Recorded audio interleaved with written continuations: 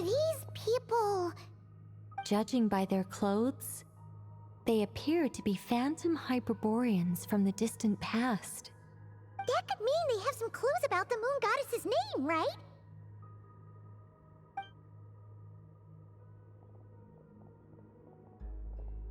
Hey there! Could you tell us what the moon goddess's name is? Sorry. That's probably a weird question, huh? How do we explain this? The moons are long gone, and their goddesses are dead. Their names no longer mean anything. When a new moon goddess is born, we will surely know her name. We have used every last resource at our disposal. All that remains is to wait, patiently and quietly.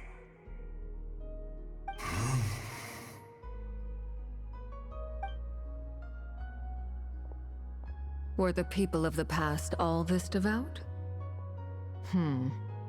It looks like this phantom doesn't intend to converse with us any further.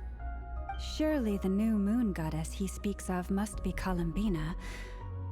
Alas, Kuthar's birth came long after the age in which he lived.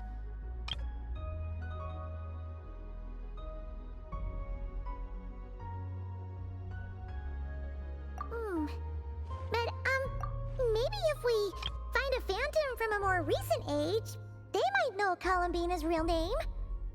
True. Keep an eye out. We should be able to tell which era they're from by the clothes they wear. Yeah, you've been pretty talkative this whole time. What changed? Oh, nothing. I'm fine. You all make good points. When the Hyperboreans speak of moon goddesses, they mean the three from truly ancient times. I can't imagine they would know anything about our current moon goddess. There once was a time when the moon goddesses blessed them greatly and protected them from harm. So, when the war between the gods and dragons plunged the world into chaos, it seems they looked once more to the moons for help, praying for a new goddess to be born. Yeah, that checks out. Let's continue on. Who knows what else we may discover?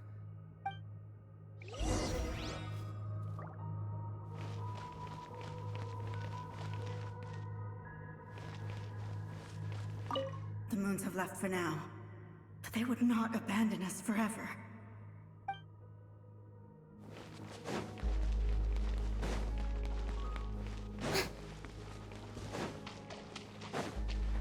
There's a door blocking this path. Not a problem. Try this.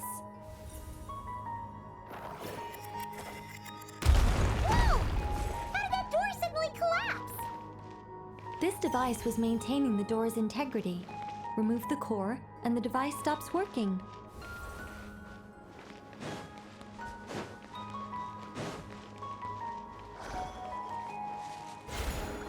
Is this our destination? Impressive. More precisely, this is a device that will help us reach our destination. Let's go! We still have a long distance to cover.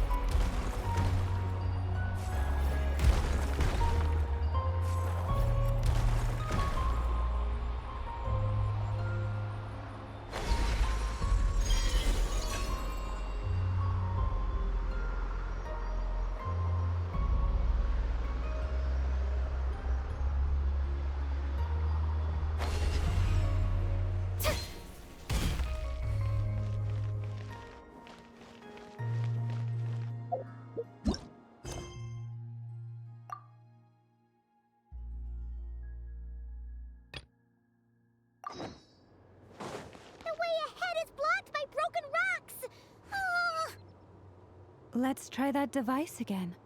Remember the door from earlier?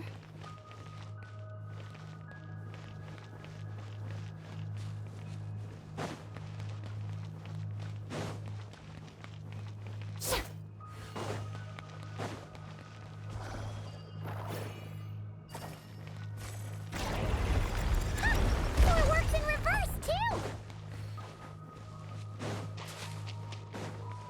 The humans we see are all phantoms, but the monsters are real. What a fascinating place. There'll be plenty of time to admire it later.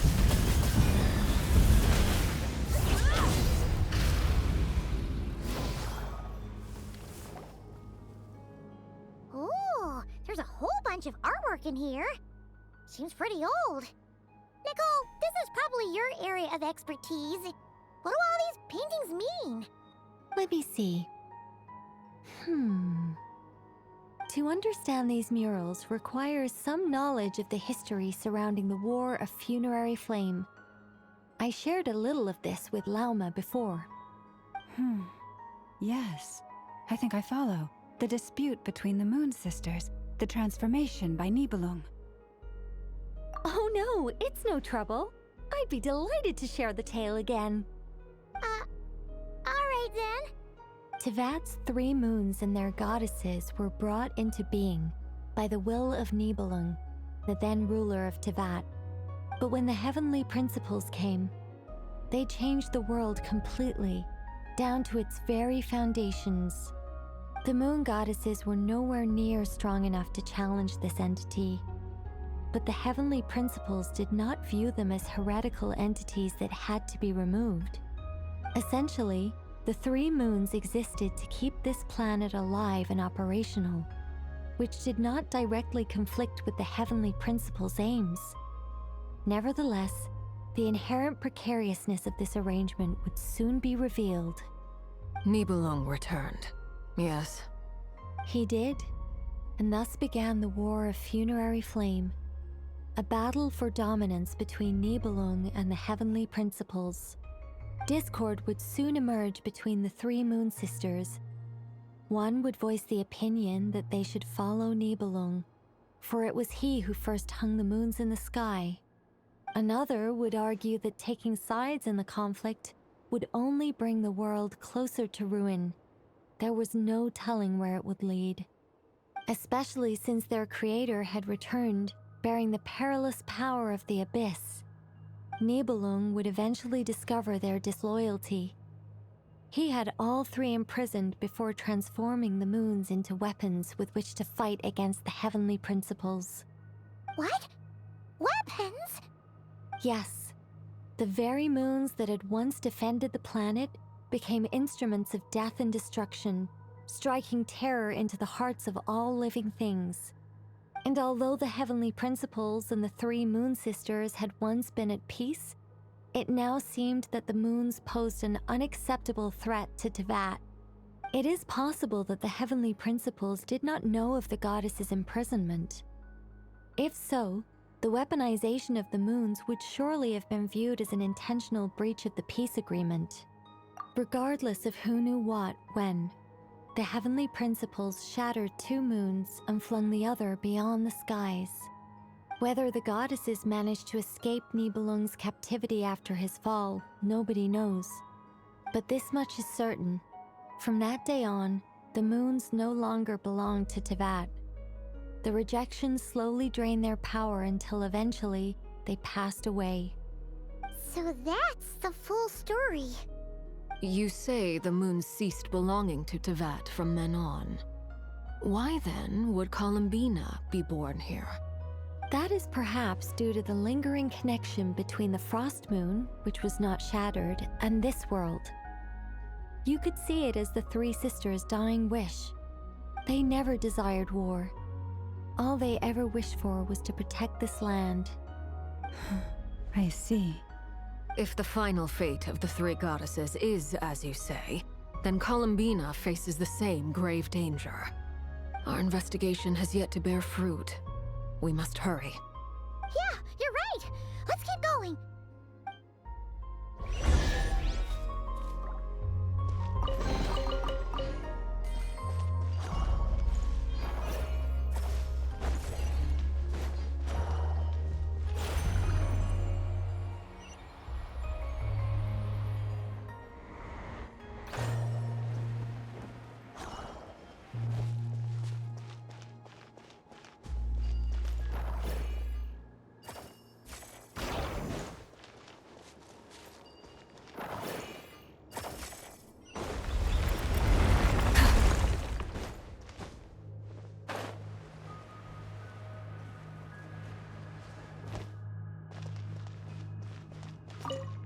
Should we trust him to keep his promise? We have to. There's nothing else we can do.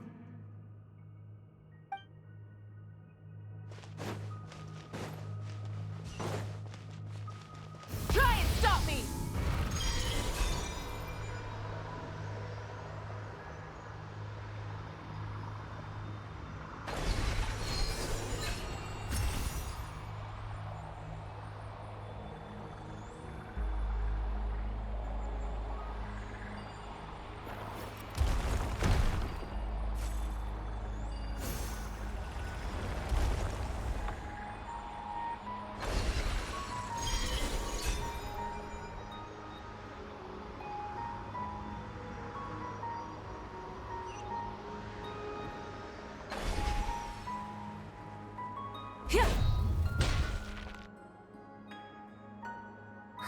We're finally here.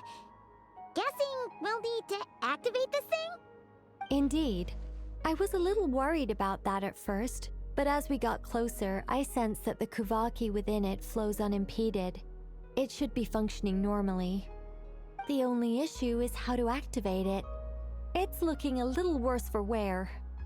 What about the cores from some of the other devices we've seen? Can we repair it using those? In all likelihood, yes. I imagine that would have been the Hyperborean's backup plan. Let's look for some cores.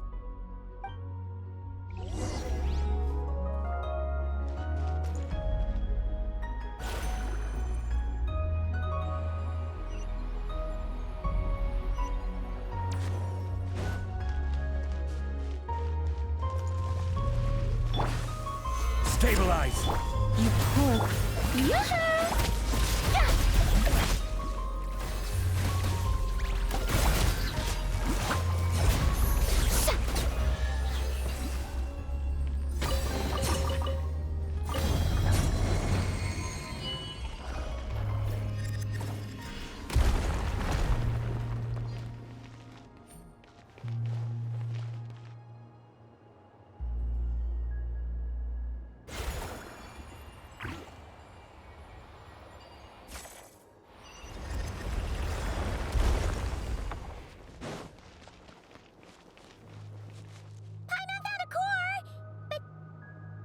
Get across! Walk up, then jump down.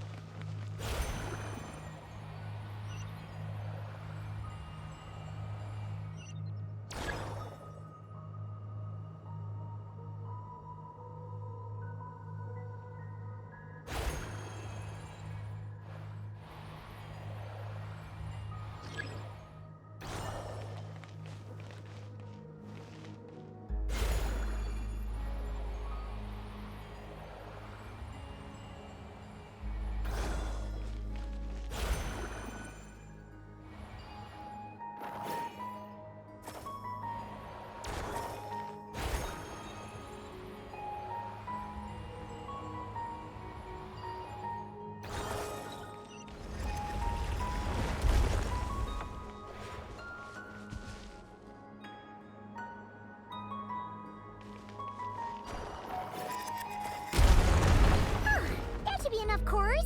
Let's head back.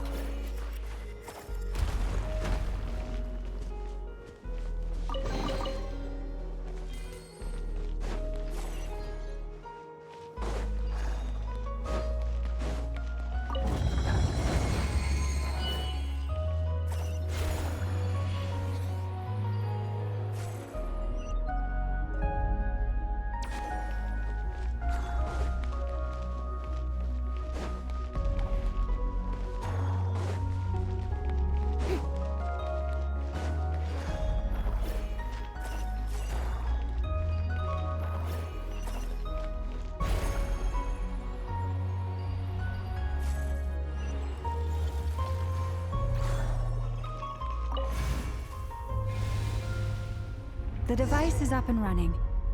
It's hard to believe that the ancients were capable of constructing such things. Paimon sees our destination! It's right up ahead!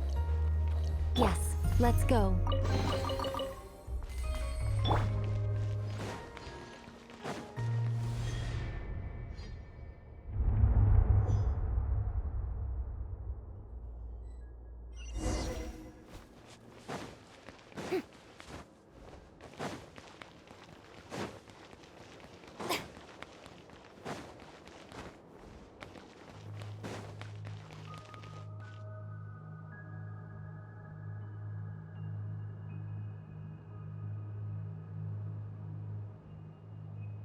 This is where the people of Hyperborea communicated with the moons. We need only place the moon marrow upon this platform on Moon Prayer Night, and we shall be able to open a portal to the moon and send our moon goddess back home. The assumption being, of course, that we can find her first. That's right. You want to know if it's safe there, don't you? And yet, she has no choice but to return. That's not the only issue here. This is the end of the line, right? We've explored everything we can. And despite looking at historical artwork and talking to people from Hyperborean times, we're still no closer to learning Columbina's name. If it's not too much trouble, could you tell me exactly what Alice said to you about finding her name? Oh, sure. What she said was... Then your first job is to find it. As a moon goddess, I'm sure she must have a name she identifies with. Neither Columbina nor Kutar is her true name, and she's never really accepted either of them. Is it not also possible that she has never had a true name? Not at any point in history? That would be a hard pill to swallow. But at this point, we may have to accept that that is the truth. No one knows how she came into being, and she certainly doesn't have parents in any sense that we're aware of. Perhaps she was never granted a name at all. But does that mean there's no way to get Columbina back? She's just gonna disappear and there's nothing we can do about it? Huh? Wait, why all this pessimism? Was it the way I phrased this question? You all well? Just because she's never had a real name in the past doesn't mean she can't have one now. What? Think about what Alice said again. She never once said that you'd have to find a new name, did she? Are you saying what I think you're saying? Yes. Names are anchors that connect us to the world. If she doesn't have one already, then all we have to do is create one, no? It's like... yes. Traveler, when you first arrived in Teyvat, do you think you would have turned around if someone behind you shouted, "Hey, Tumaini"? But what about now? I understand what you mean. Life is a long journey. Even the friends and family by our side can change over time. When people call you by different names, what matters isn't so much the words themselves, but what they symbolize. And of course, whether that resonates with you. Lumine. So, close your eyes and picture the moon goddess in your mind. If you were to call out to her in this moment, what would you say?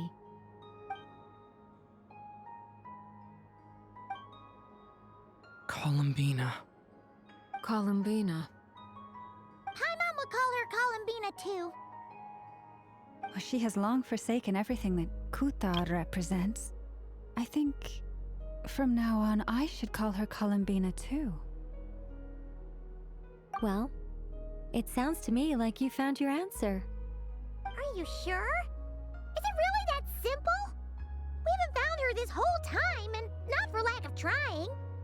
For a journey like this, the process is every bit as important as the outcome.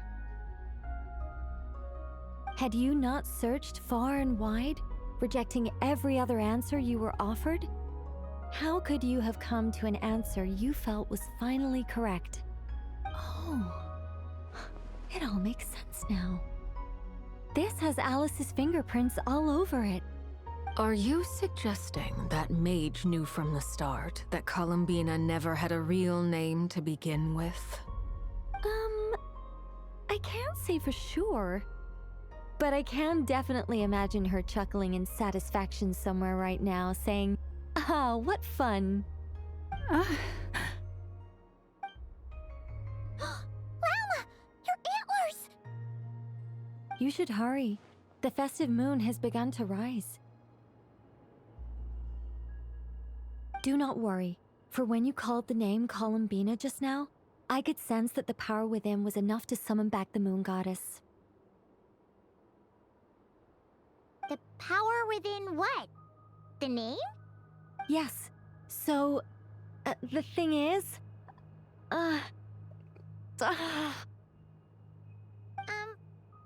What's wrong now? This is so annoying. I really want to explain how that whole thing works. Starting from the founding principles of Tevat and... Oh, I could talk about this for hours. But... Deep breaths, Nicole. Deep breaths. You're an angel. A sober, sensible, solemn angel who has her priorities straight. Okay then. Sorry for asking. Clearly a bad call on Paimon's part. Anyway, you all need to hurry. Last thing, remember how it felt when you called out that name. Then it is agreed. By the name Columbina, we shall find her. Then we'll throw her the best Moon Pair Night party ever! And at last, we will send her home.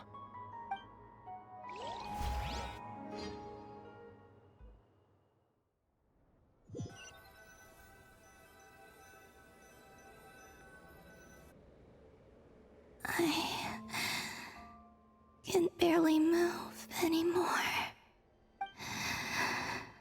My consciousness is fading away. Have they come back out? I'd love to see them one more time.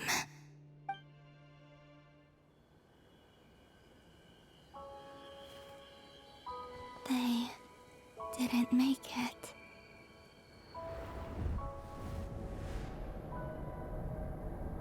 Could you tell me your name? My name is... Columbina!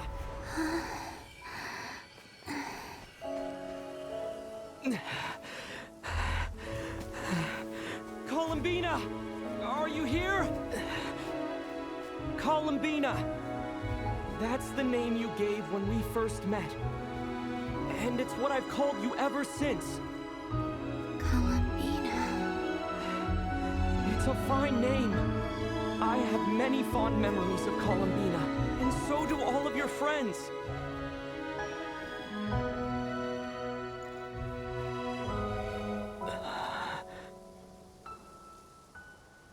If you like this name...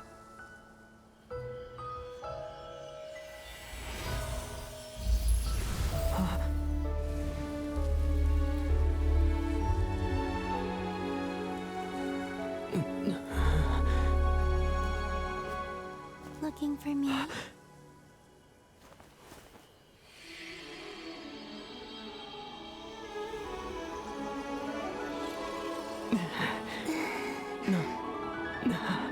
like it.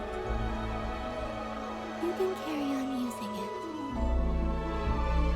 My name is Columbina Hyposelenia.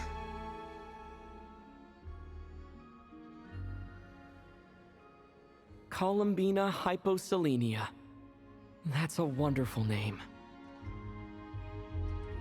I never thought that Columbina would become my real name. But after I met you and my other friends, the things that this name stood for slowly began to change. It went from being a Fatui code name to something my friends call me.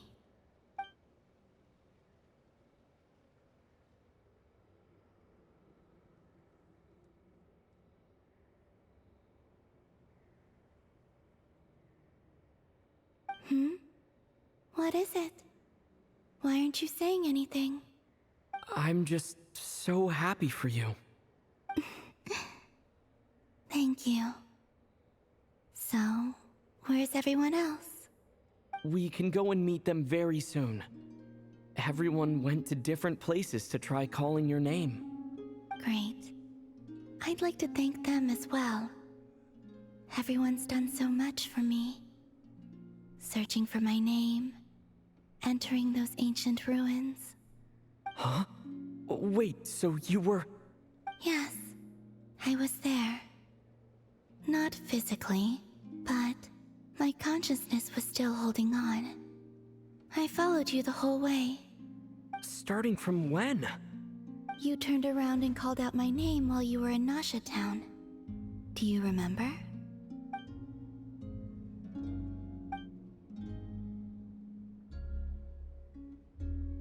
Let's go. We don't want to keep them waiting. Sure. In that case, come with me. But... Hmm? Before that... Could you call my name one more time? Sure. Come with me, Columbina Hyposelenia.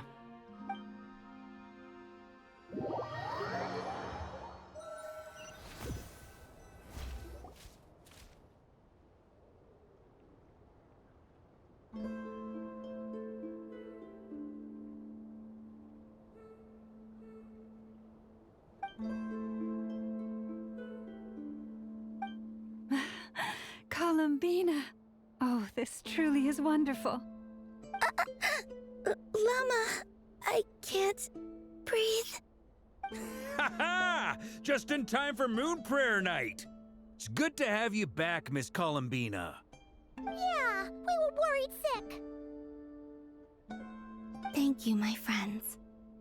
With your help, I now have a name that belongs to me. Columbina Hyposelenia. Where's the second half from? You added it yourself? That's right. It means... Born beneath the moon. Yes. And by extension, it can also mean born beneath this world. A fine name. Now, as much as it pains me to interrupt this beautiful reunion, I feel obliged to remind you that the Moon Prayer Night celebrations in Nasha Town have already begun. Don't you want to enjoy the festivities? There's so much to see and do. And some of the ambient lighting and entertainments were sponsored by the kind souls in the Hexencircle. Nicole? Why have you turned into Dodoko? So you're Miss Nicole. Thank you for helping us, and for helping me find my name. It's nice to finally hear your voice. You're quite welcome.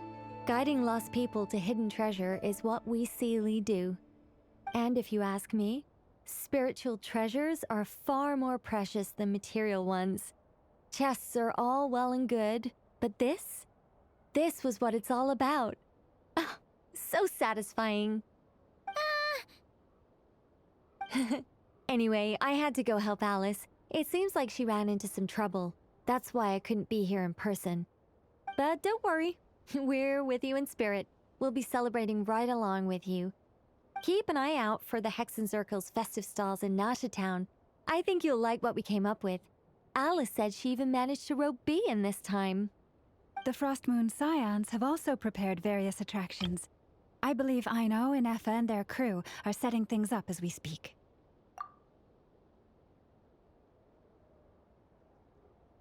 On that note, Nefer, about that request I made.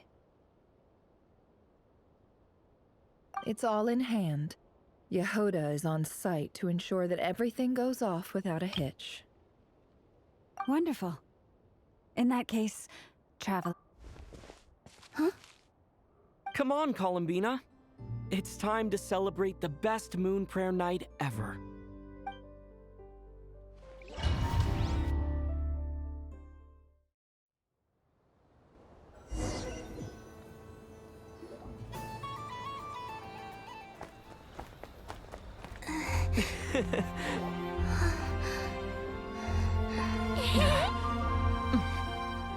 Hey, young lady.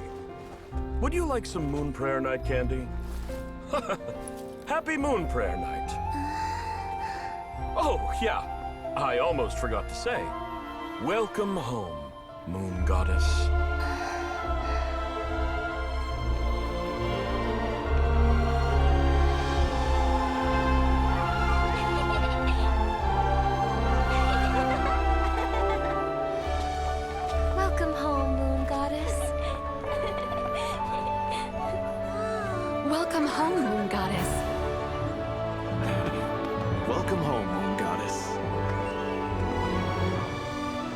Turning Nashitown into her home is a festive gift. A rather brilliant idea. Perhaps this is what Nod-Krai, Columbina's home, should have been like all along.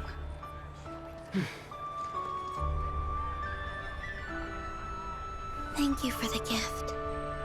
I like it a lot.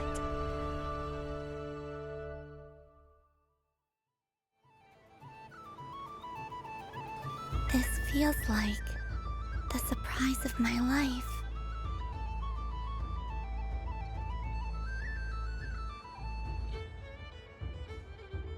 I do. I never imagined I'd ever get to enjoy Moon Prayer Night with everyone so freely. If you're happy, we're happy. Quite a strategy you came up with. Hide the tree in the forest. It's not your usual style, Lauma. Is there something about Moon Prayer Night that enhances what's in your head as well as the antlers on top? Apparently so. It even inspired a perennial penny pincher to use their resources for a greater cause. It truly is a magical festival.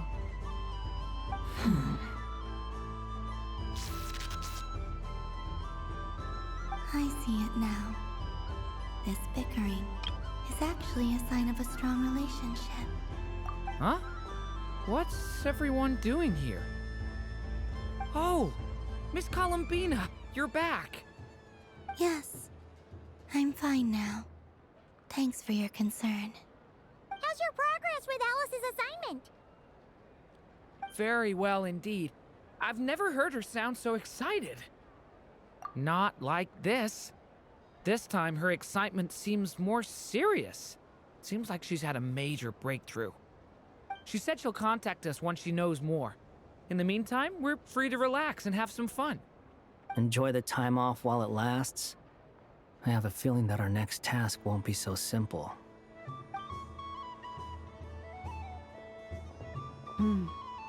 I should go. I still have a few things to attend to at the Frost Moon Scion's stall. And I think I'll take a look around. With any luck, this once-in-a-year festival will come with once-in-a-year opportunities. Hold up a second. Where's Varka? I believe he made a beeline for the flagship the moment he entered Nashitown. Ah, that's Mondstadters for you. They know what they want when festivals roll around. Goodbye for now, Columbina. I hope you have a wonderful night. I will.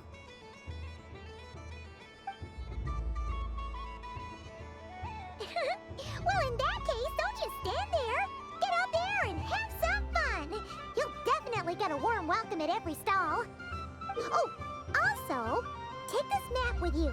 It's a guide to the festival.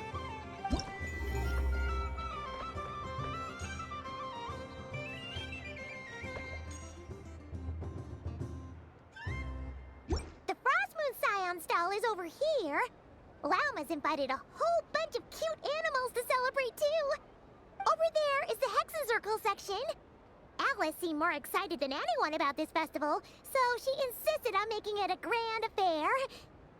Oh, and then there's the Nashitown local specialties, including... Actually, forget that. Better if you go check them out for yourself. Thank you. It looks like a lot of fun. You're not coming with me? We'll be around. But don't you want to browse by yourself for a bit first?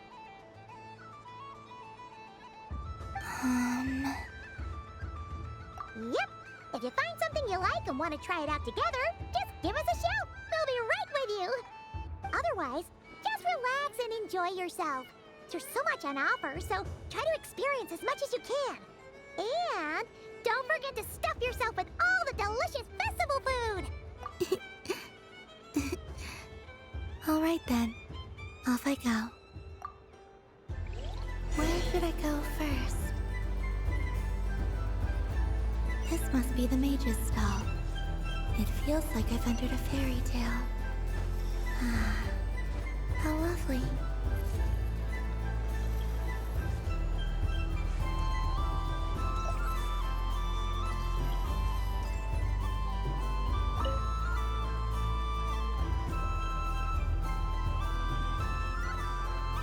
I wouldn't say it's unfair, exactly. I mean, your voice goes right into people's heads. How would you explain that to the kids? You can't just explain it away as magic. Is something the matter? Ah, Miss Columbina! No, nothing you need to worry yourself about. Ah, impeccable timing. Stick around for a second, Miss Columbina. I need your input on something. This self-proclaimed Knight of Justice has yet to give me a satisfactory answer. I, for one, would like to hear your verdict on the matter. Hey, now, I left the flagship just to help you out, Miss Nicole. What's going on? So Alice and I are both using long-range remote control spells that work on similar principles, allowing us to attend this festive fair in Dodeco form. Sorry, let me backtrack a little. While similar, there are some key differences. Alice, being a great mage, wanted her Dodeco to reflect something of her own charm and mystique. So she adjusted the way its tail moves when it spins around. An entirely gratuitous move, in my opinion. I hardly see how anyone is going to notice that. If anything, I'd say that anyone who stares intently enough at a Dodeco's tail to notice such a small detail is someone we ought to be highly concerned about. I only say this to emphasize that my question has nothing to do with tails. Now that we're clear on that, why is Alice's Dodeco permitted to interact directly with the children celebrating Moon Prayer Night, while mine is not? Your voice speaks directly into people's minds. See? Exactly what I said.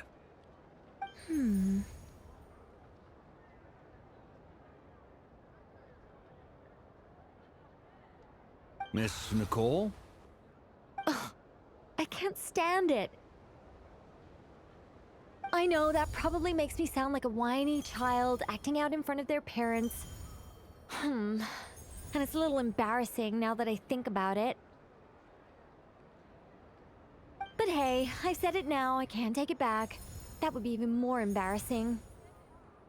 Also, don't go reading too much into that analogy. It was off the top of my head. I'm actually an awful lot older than either of you. Miss Nicole, are you saying that you'd like someone to play the game you've prepared? I'm not so invested in that. It's just something cobbled together using items I borrowed from Alice. She probably didn't even make them herself. The point is, I want to know everyone's thoughts after they receive their prizes. But as you've said, I can't just ask. I've been biting my lip for so long, and I've had no one to vent my frustrations on. I thought this was going to be a nice, straightforward festival where I'd get the chance to guide people to treasure. Well, can I play? I can't guarantee that I'll win a prize, but... You will? I'd like to try. Then what are we waiting for? Let the game begin! It's like they forgot I was ever here.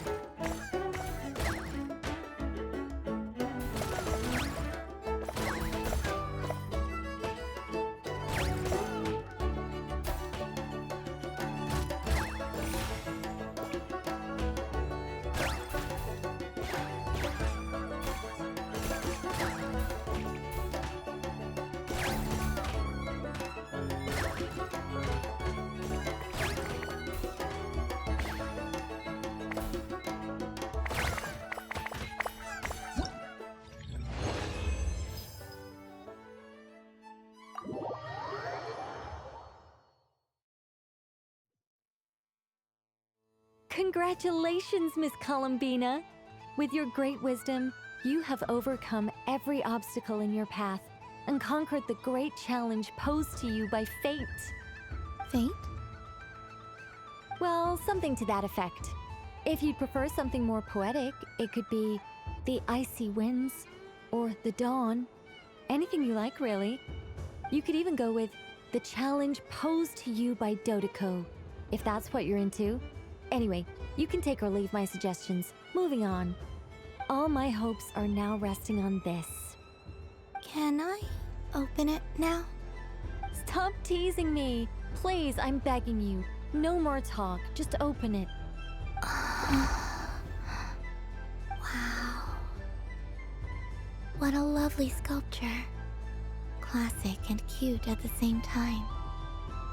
Thank you, Miss Nicole. I'll always treasure it. Ah, there we go. Music to my ears. You have my sincerest gratitude, Miss Columbina. Thank you for sharing your precious time with me and fulfilling my wish. Don't mention it. You've all done much to help me. And still, I'm the one receiving all these gifts.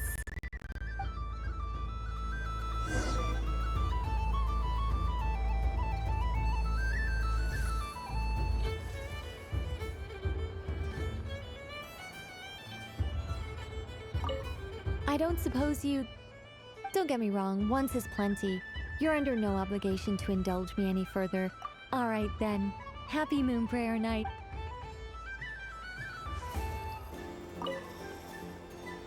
A soft and furry creature that bounces and jumps.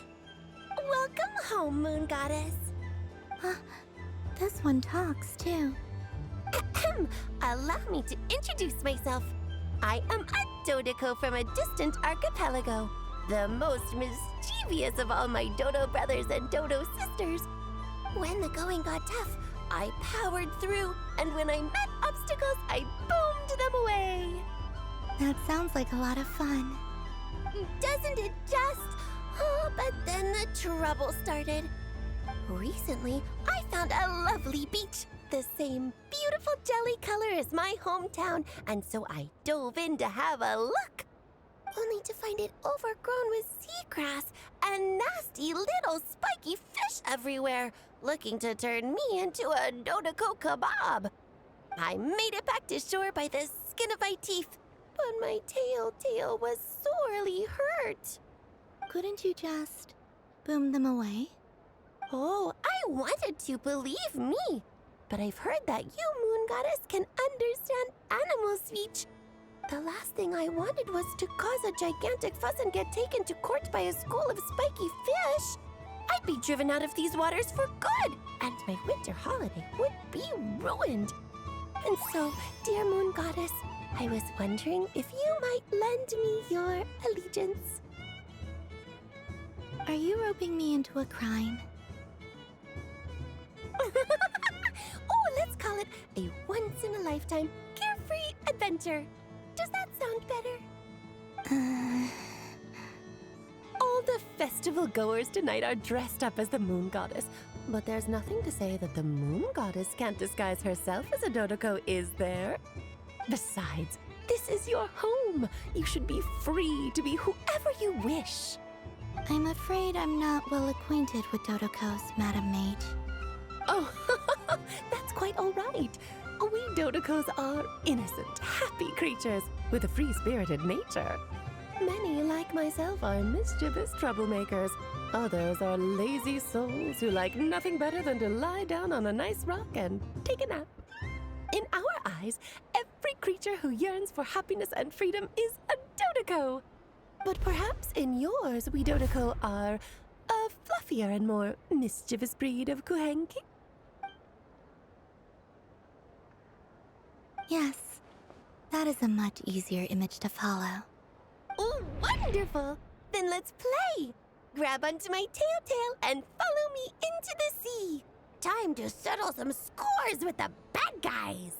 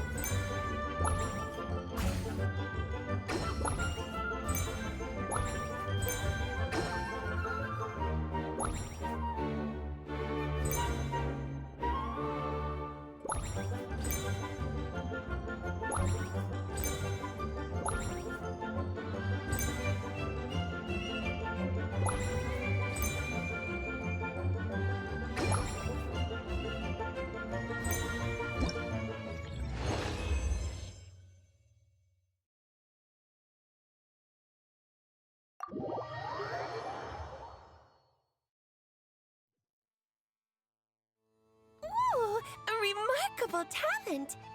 So, what do you make of it?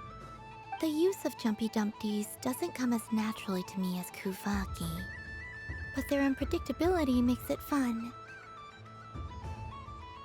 I think they call this novelty. Indeed! And how did it feel blowing those pesky nuisances away? Not bad. Any guilt? What do you mean? Oh, wonderful! Lovely answers to all 3 questions. You've passed the safety test. Now I can give this special bomb to you as a souvenir. Remember, if you find any meanies living on the moon, you can use this to boom them into oblivion. I will. Up for another round of fish blast? Oh, I mean of bye-bye, bad fishies.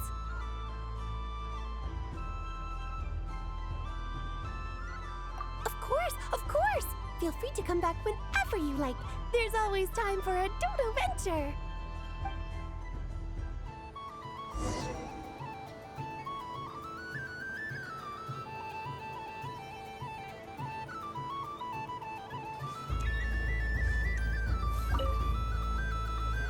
Welcome home, Moon Goddess. Oh, you're the genuine article. Alice was right. This moon prayer night was worth watching after all. Another one that talks. Greetings. Pleased to make your acquaintance. I am the Hexenzirkel member they call B. Barbeloth Trismegistus. Columbina Hyposelenia. Pleased to meet you too. Hyposelenia. A fine name indeed. Now then, Miss Columbina, do you wish to hear a mage's divination? Divination? The Frost Moon Scions used to ask me what would happen in the future. Is this like that? From the perspective of the one seeking answers, perhaps. As you look to your journey ahead, if you seek to understand the unknown, resolve your doubts, and soothe the confusion in your heart, divination could be for you. The unknowns on my journey. Of course, if one wishes to peer into fate, then hydromancy is the more precise option. But that is a complex affair, and to relegate that majestic art to the status of a festive amusement would seem somewhat uncouth. Besides, it is sometimes better to not know fate with great certainty. Hence, I shall use the suitably festive Luna Arcana to tell your fortune instead. It is more popular with the youth in any case. Lunar Arcana. Indeed. Unlike hydromancy, this will only display possibilities and trends. People like to think of themselves as creatures of agency and free will. Peering too far and too clearly into the future is detrimental to both body and soul. I'd like to give it a try. Of course you may. Come then, take a seat, Miss Columbina. Before we begin, are there any specific questions you would like to ask? Let's stick to general possibilities and trends, like you suggested. Ah, very well. Then I shall use the basic Lunar Arcana deck. Now, try to relax.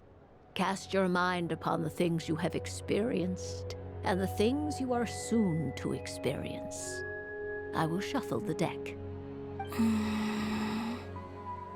Would you like to cut the cards yourself? You do it.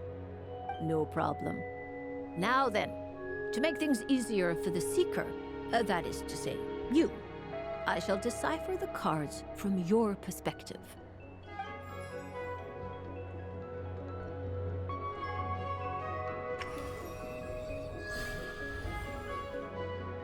Please, draw the first Lunar Arcana. This represents destiny. and is the foundation for the divination as a whole. Now, draw your second card. This will stand for the past, the sum of all your experiences that have come before. And now the third arcana. This is the present, your interpretation of the current moment. Finally, the last card. This shall speak of the future, which... Oh. Kuvaki Pulse? Fascinating. I've never encountered this before in my role as a diviner. Something has exerted an influence upon this card, causing it to leave its designated position. What do you make of this, Miss Columbina? Perhaps this is the guiding hand of fate in action. Of course, if you wish, you can choose to deny the validity of this card and draw the future for yourself. No, it's fine. Let's go with this one. A bold decision. I must say I'm looking forward to the results. Well then, let us flip the Lunar Arcana in sequence and see what emerges. Sure. First, Destiny. No surprises here. The card that represents yours is the moon. The moon. Indeed. The moon can represent the truth at some times, but deception at others. False peace, destructive calamity, and the world-changing power that lies within. When the moon is placed on the destiny tile, it indicates that your destiny is not what it may appear on the surface. Instead, it may yet have a hidden side. It symbolizes a journey through the fog, fraught with uncertainty and deception, where one must face inner challenges head-on. I don't understand. Patience, my dear. This is but the first card, which serves as a basis for the interpretations that follow. Our divination will only grow clearer from here on out. Now then, flip the second card, the one that speaks for the past. The Hermit, but inverted. Inverted? Yes. The Hermit symbolizes solitude, introspection, and the pursuit of truth. When inverted, it represents isolation, truth out of reach, and a path that leads one astray. Combined with the moon as one's destiny, the Hermit inverted represents a choice you made to stand alone in the past. It was a choice made not out of fear or arrogance, but for reasons that others could not perceive. You fumbled through the darkness without a guide, but you did not find your way. Rather, you went astray. More than once, it would seem. Is this about how I became Kutar despite not wishing to become a god? And how I joined the Fatui because I yearned for a place to belong? I suspect only you know the answer to this question. All is not lost. The past is in the past, and so it shall remain. Shall we look into the present now? Oh my. The Lovers. One of the most interesting Luna Arcana. What does this one mean? This means that you have had an unprecedented emotional experience. The joy of finding your soul becoming intertwined with that of another. A precious and wonderful thing indeed. It's true. I've made a lot of friends recently, and they are very good to me. I like them a lot. That sounds lovely. I am most delighted for you. The lovers can also represent important decisions, perhaps related to a parting of ways. Now, if I were to guess... Yes. My return to the moon. I understand. Parting with friends is never easy, Columbina. But rest assured, this is not the end of your journey. There is always another story waiting to be told. The future always lies ahead. The future. Well now, it's finally time to flip this most mysterious of cards. Why did it appear? And what does it wish to tell you? I'm ready. Very well. Flip this card and see what lies on the other side.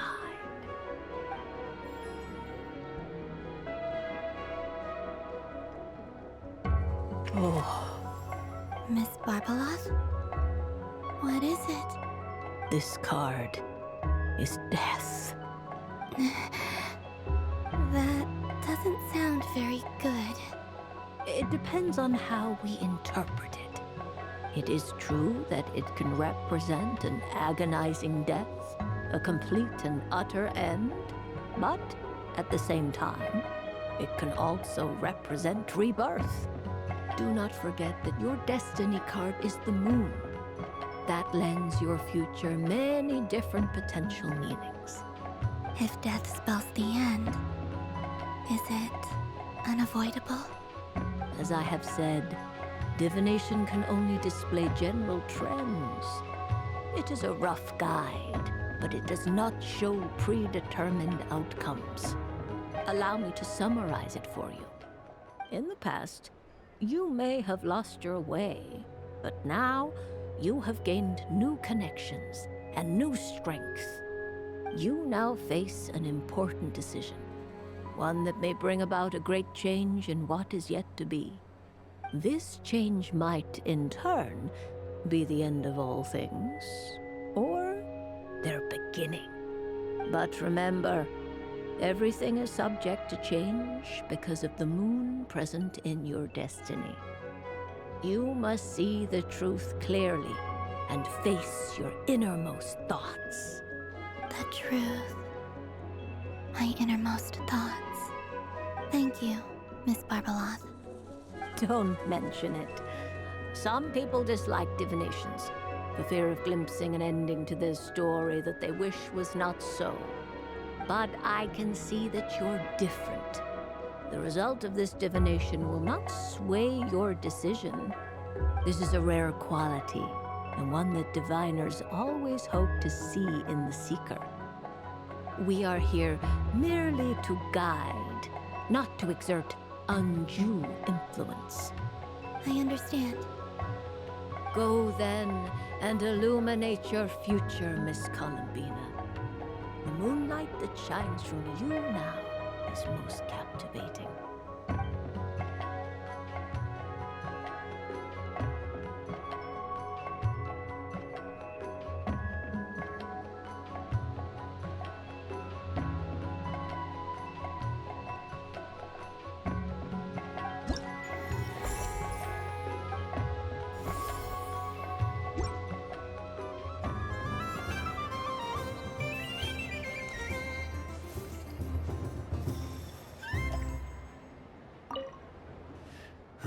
It'd be rude to just leave without saying anything. But at the same time, I don't want to barge into their lively conversation just to announce that I'm leaving. I guess I'll just wait a little longer. Huh? Albedo? This sketch is for you, Grandmaster. Oh, a gift for me. Thanks. Let's see what you've done for me. The North Wind left in a lurch.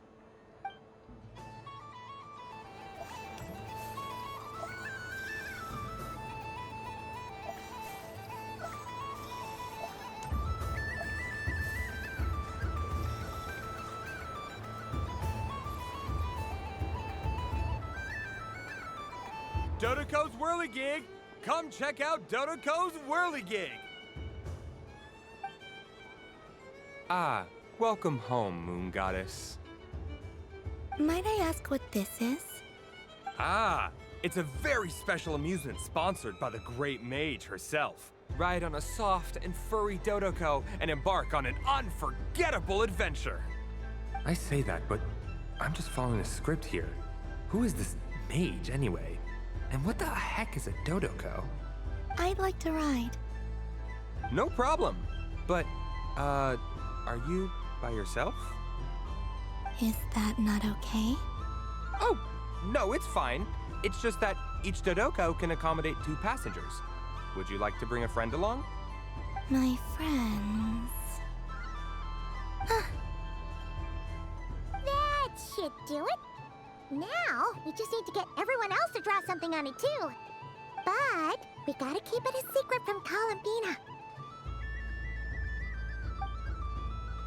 Traveler.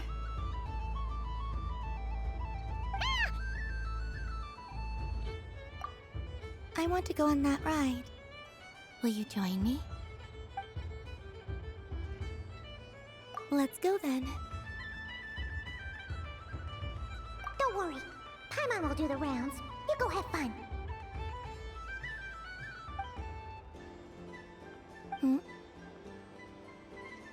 All right. I think we have to wait in line over there. Please take your seats. For safety reasons, you mustn't try to leave the ride before it comes to a complete stop. All right, you're all set. I wish you both a wonderful journey.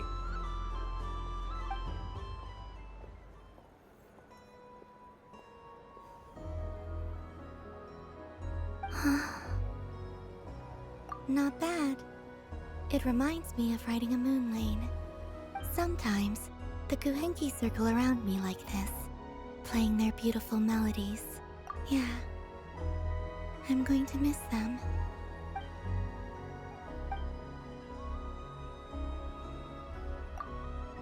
It does. I've felt scared in the past, too. But this is a little different. You know something? I got to see a lot of fascinating things during my disappearance. I saw how the Frost Moon Scions act around their families. So different than how they used to act in my presence. And I also saw how they interact with their friends. It made me curious at first. Why do people act so sincere when they're worshipping gods, but save their truest, warmest feelings for each other? Slowly, I came to realize that it's because they trust one another. They know, deep down, that they'll be accepted for who they are. All of it, I know. I knew it the moment you started calling out my name. What I fear now is the end. I fear losing all this the very night I have gained it.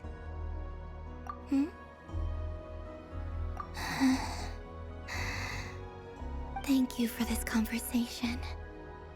Thank you for listening to me. Don't worry. This fear I have, and the unknown that awaits me, they cannot hurt me.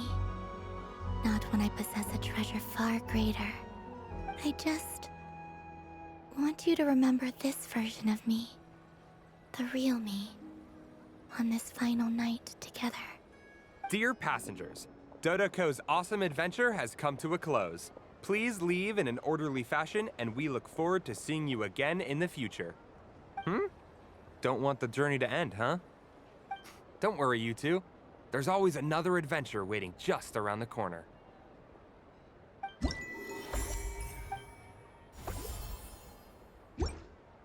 So this is the Frost Moon Scions area.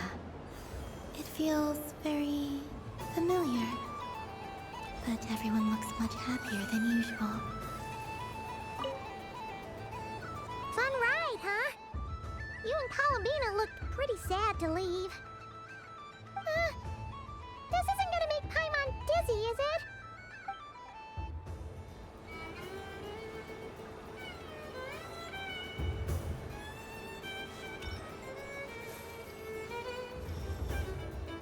Sunny days!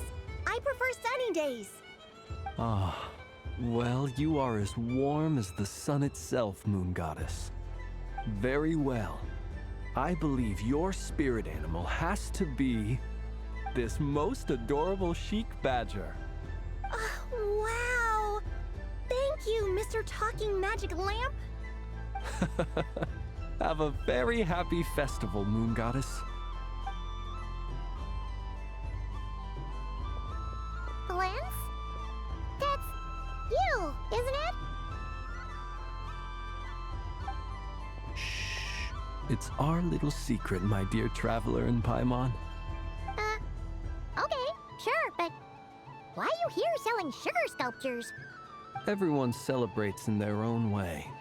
After gazing into the abyss and spending time around gravestones all year, what better way to relax than to see sunny smiles on the faces of the living?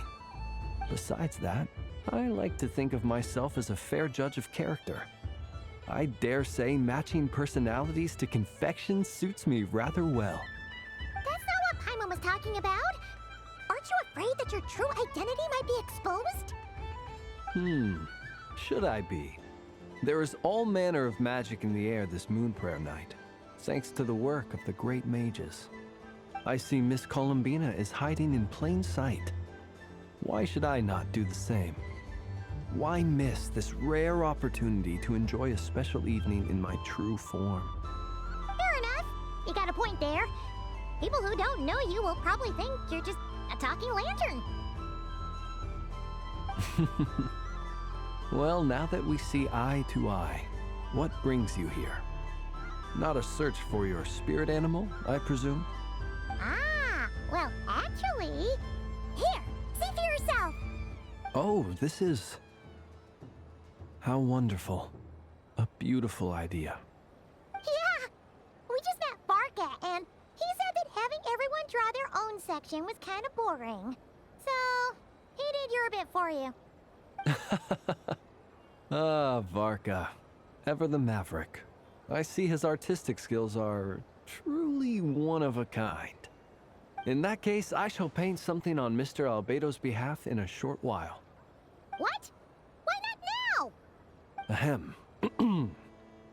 Welcome home, Moon Goddess. Phew, that was close. Hello, Flint. She recognized you right away! What keen eyes you have, Miss Columbina. Especially considering they are shut. I did not see you. Rather, I sensed you. I can sense the fluctuations in Kuvaki all around me. One would expect no less of the Moon Goddess. Might I interest you in some candy? Yes, please. Excellent. I shall make some for you right away.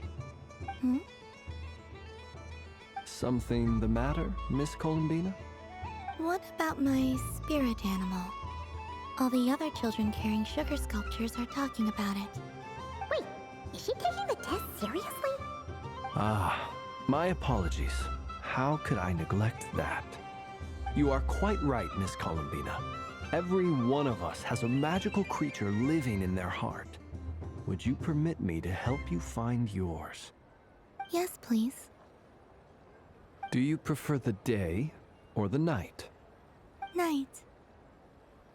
Which of the 4 seasons is your favorite? Winter.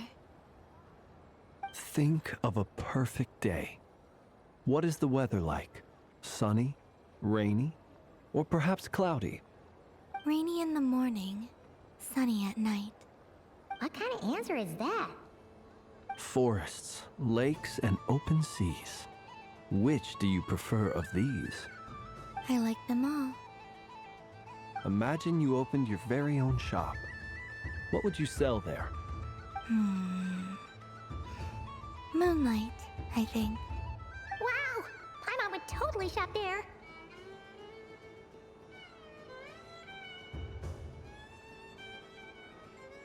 It wouldn't cost anything. You'd just need to visit. Aha! I believe I know what your spirit animal is. Here. For you. Oh, it's a Kohenki! Indeed. A free-spirited being with a deep love for all things here in Nod-Krai, who selflessly lends her aid to as many people as she can reach. It is the perfect fit for you, Miss Columbina. Thank you.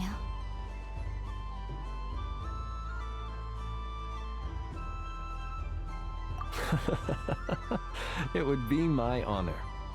But you shall have to forgive me. We have known each other for quite some time. I doubt there is any answer I could give that would come as a surprise to you. So instead, would you accept this sugar sculpture as a token of our friendship? It's a lantern. Hey, why don't you two go enjoy your candy over there? Paimon wants to try out this spirit animal thing too. Right, Blintz? Come on, play ball. I get this drawing done. But I want to hear Paimon's answers. But it'll probably take ages. Paimon's a complex soul. And we don't want your candy to melt while you wait, huh? Oh. Okay then.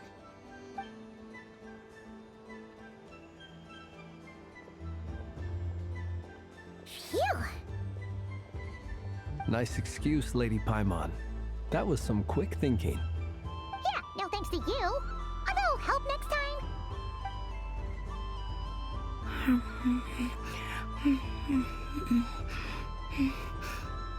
It's sweet. Is that Laka-berry? I wonder what flavor the traveler got. This way, this way! It's the candy-selling lantern! I'm coming! Of course. Traveler, maybe we can share?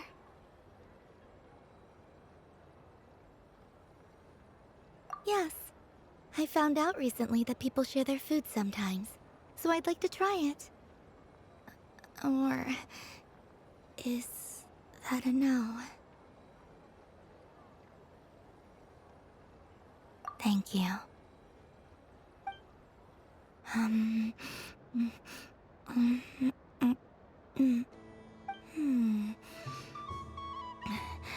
Yours is a little more sour than mine.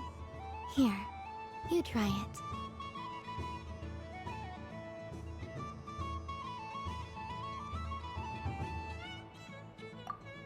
Are you sure?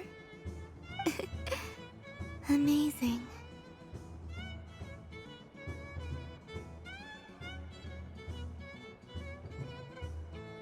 My sugar sculpture has shrunk, yet my heart is filled with feelings of sweetness. I will remember this feeling.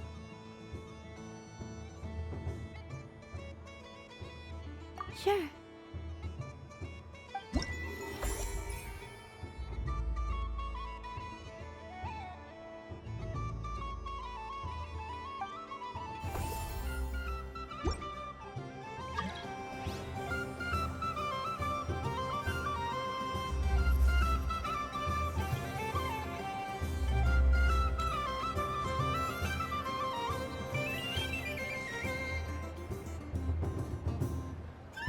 Wow, the Frost Moon Scion stall looks kind of plain, but it's pretty cool once you get into it.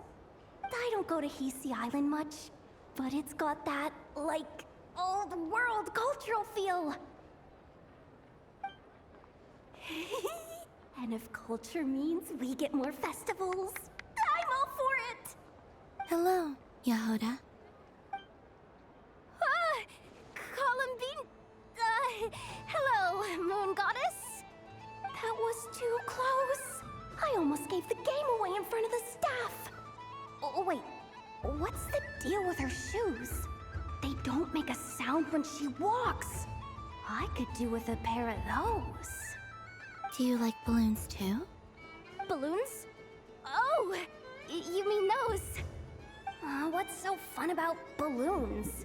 I'm not a kid anymore. They're probably more up Aino's alley. Yes. The animals seem very curious about these strange flying objects. I was drawn here by their voices. I recently learned a fun new game you can play with balloons, so I decided to come and give it a try. A new game?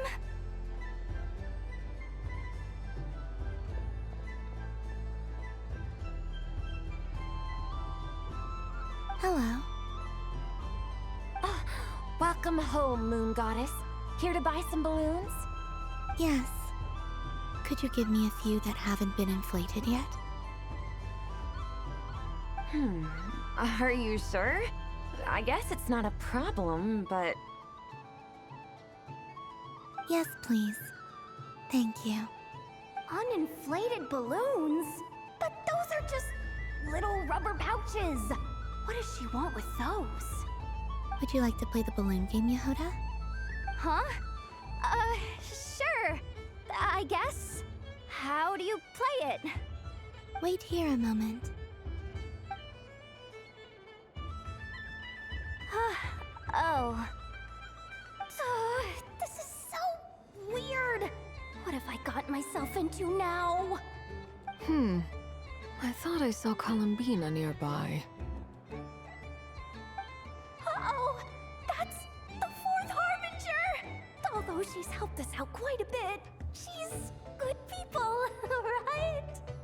Is she looking for Columbina? Oh, guess that's my ticket out of here. I'm not sure my heart can take being sandwiched between two Harbingers.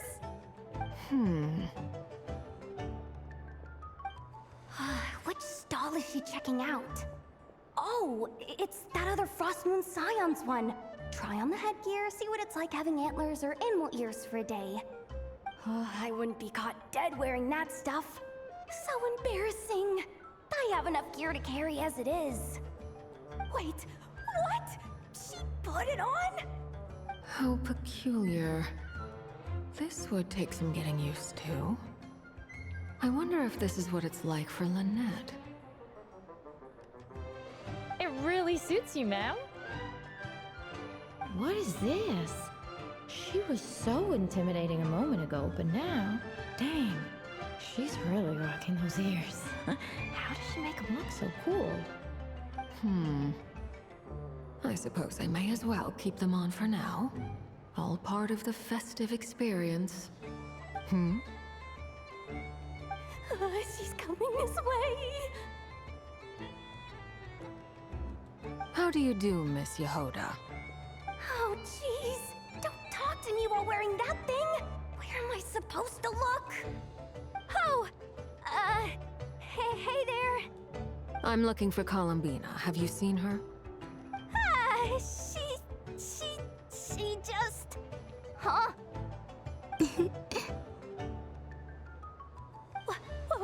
Wait, is that what she meant by balloon game?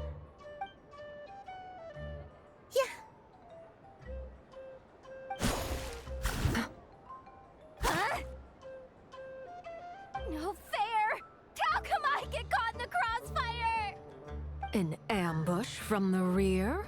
Is this a declaration of war, Columbina? Would you like to play too, Arlecchino? Seriously? Are they gonna start some beef right here, right now? Gladly.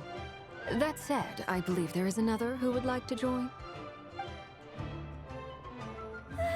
Boss Nev! Thank goodness! You've gotta get me out of here! Things are kicking off big time! Hello there. I'd like 10...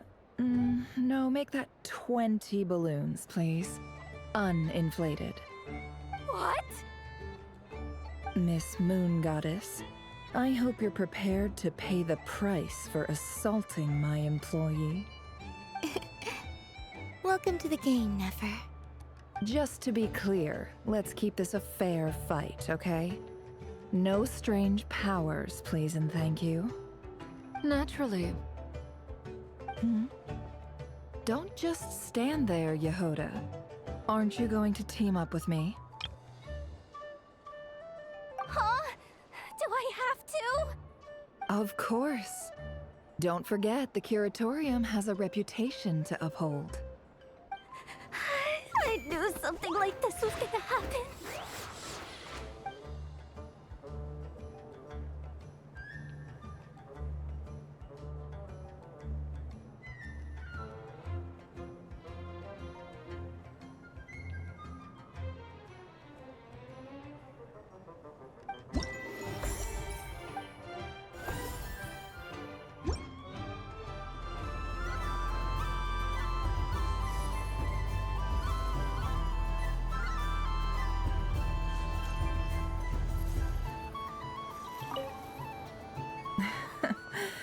That was fun. It's a shame Ashru doesn't like playing with water, or I'd have roped him in as well. What's this? Should I give it a try?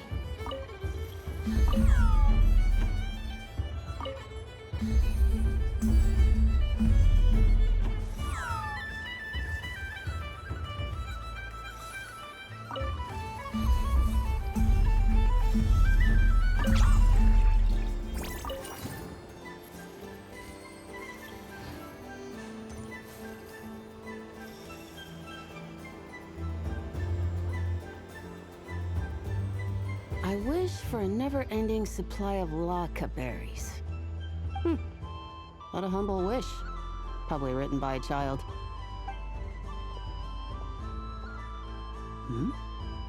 Is that Lauma the Moon Chanter?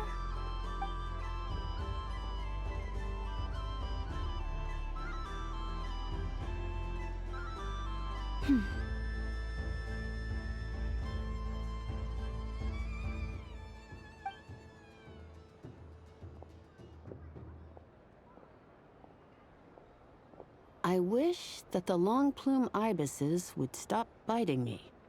Oh dear, poor Lauma. All right, I'll write that one down for you. I got it. While everyone else is celebrating Moon Prayer Night, you're as busy as ever. I don't mind. It's rewarding work. A good kind of busy. My antlers are at their heaviest tonight, and the Kuvaki waves are especially strong. But as I help these dear friends hang their wishes up, I feel a great peace within myself that is hard to describe. You see, they are all such beautiful wishes.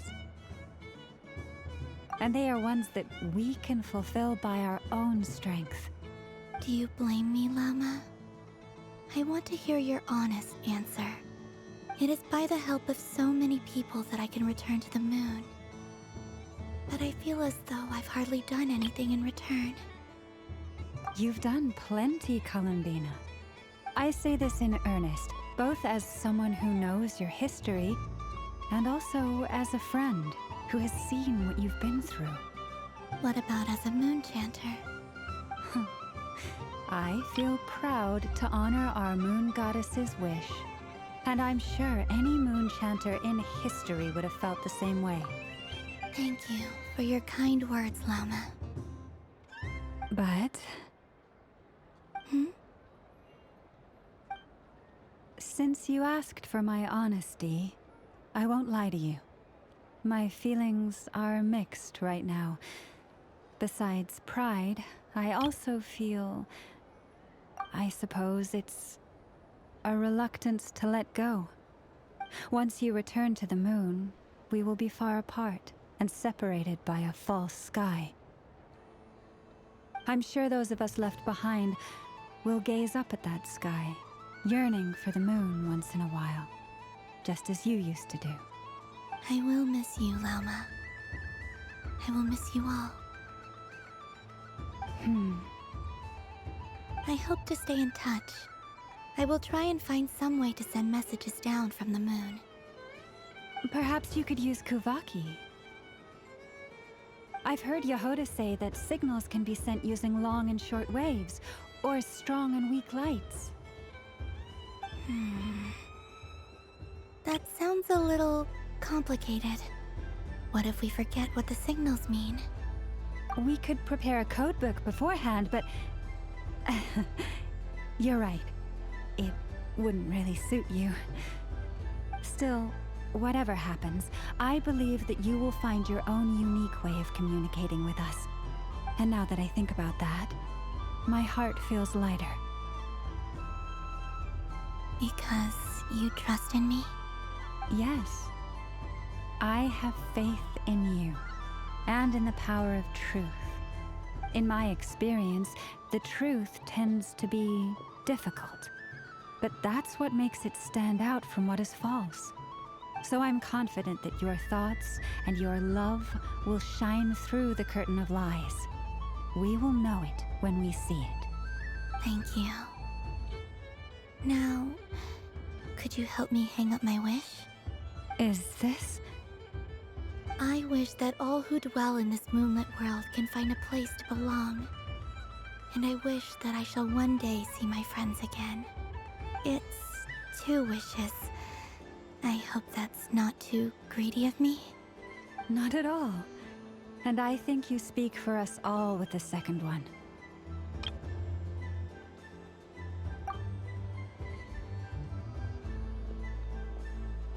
I shall continue to pray until the day that all of these wishes come true.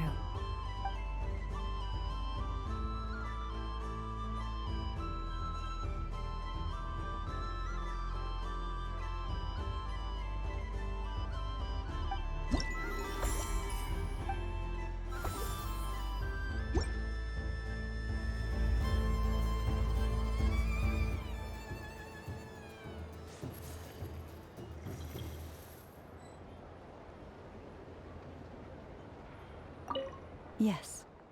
May everyone's wishes come true.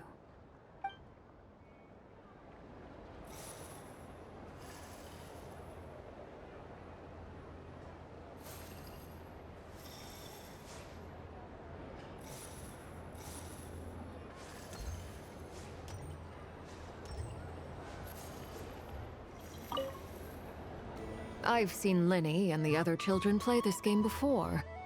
It would seem that it's not a bad way to relax, once in a while.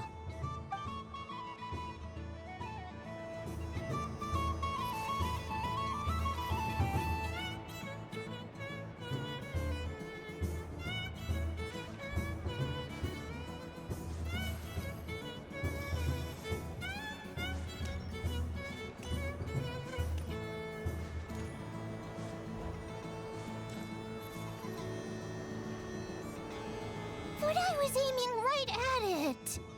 Aw, what a pity. I saw it with my own eyes. You were so close. So very close. That's not true! It dodged out of the way right as I was about to snag it! I'm sorry? You heard me! This paper frog can move! I swear! Dear, oh dear, what are you saying? How could a paper frog move? Unless you believe there really is magic in this world. But even if I, the mere humble merchant that I am, knew such magic, surely I would not use it on a paper frog. I'd sooner give Mora legs, so I could walk right into my purse. My dear, dear customer, why not have one more try? This time I'll give you 12% off. A very generous discount for one of my most regular customers. Just think about how much experience you have under your belt now. You're sure to win the next one. Darn. I used up all my coins. I'll be right back. Just gonna fetch some more from my house. Take your time, but don't take too long. This event is Moon Prayer Night only. Miss it, and you'll have to wait a whole year before I'm back. Next customer, please. Welcome.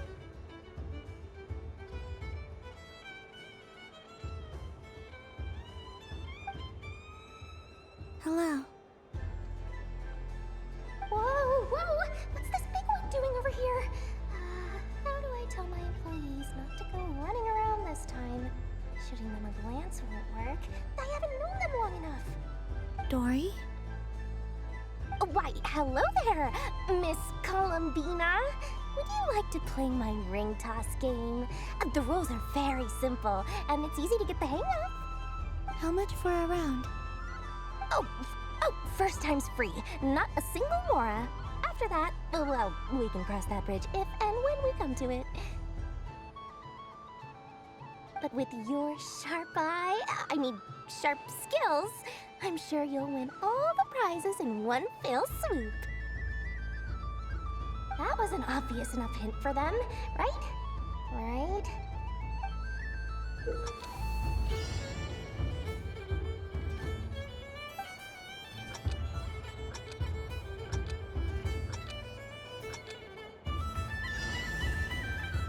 Here comes the ring! Oh, nuts.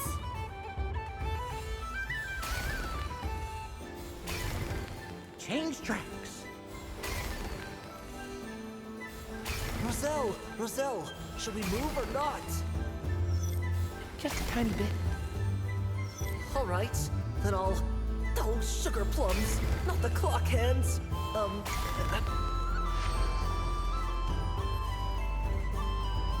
Let's see now.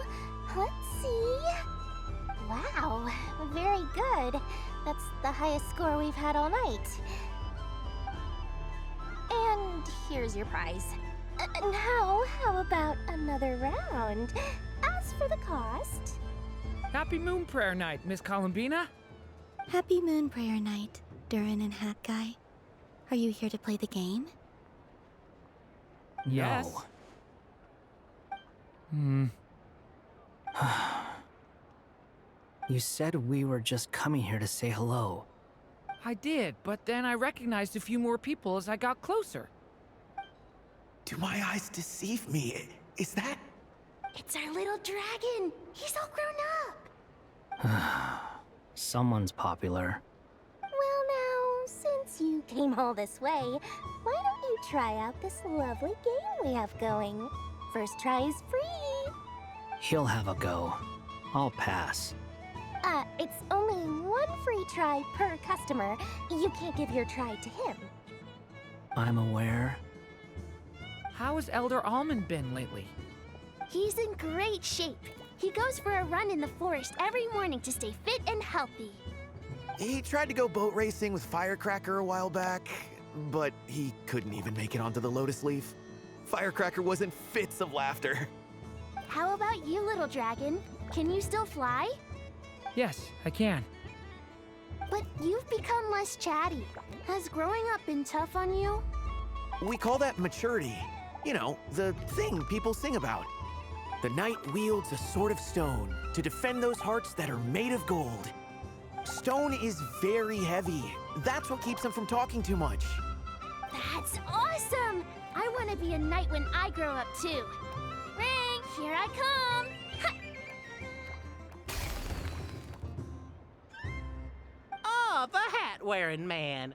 I never thought I'd see you again. You seem more determined than when I saw you last on the train.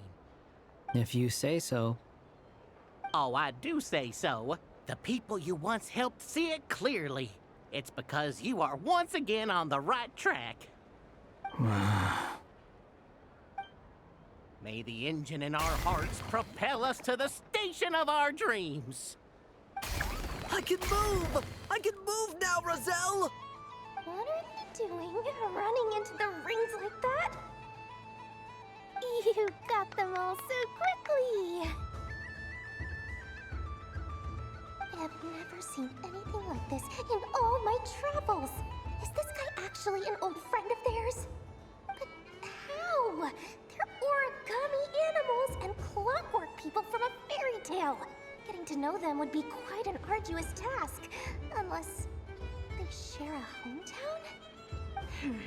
I have to get to the bottom of this. Next time I see the Great Mage Alice, I shall demand answers. Thank you, Dory. I had a lot of fun. Now for your prize. Where did I put it? Give me a moment to dig it out. Oh, sweet grand prize. How I wish I didn't have to let you go. Good thing I've already turned a profit from the customers earlier in the night. Otherwise, I'd have wasted all my hard work. Okay, I'm back. What? I leave for 2 seconds and someone's already claimed the grand prize? Oh, well, these things happen, you know? Perhaps you'd be interested in one of the other prizes instead. We've got all kinds of wonderful goodies here. Is this the thing you wanted? Here, you can have it. Huh? But... Don't worry about it. It will be happier with you. Oh, thanks so much, miss. I mean, Moon Goddess. Oh, goodness gracious, Columbina. Give me strength. How am I supposed to make any more money from this child at this rate? Daddy, look! That's the game I was telling you about! Forget it. She is the Moon Goddess after all. I'll think of some other way to swing this. Maybe I can try to hook this new kid. Huh?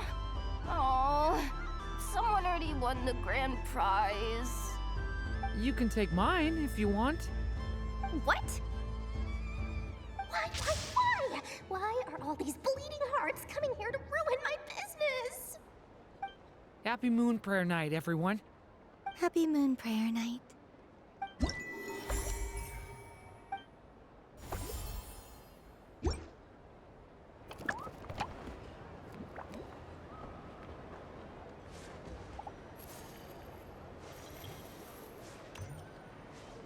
There are so many attractions here.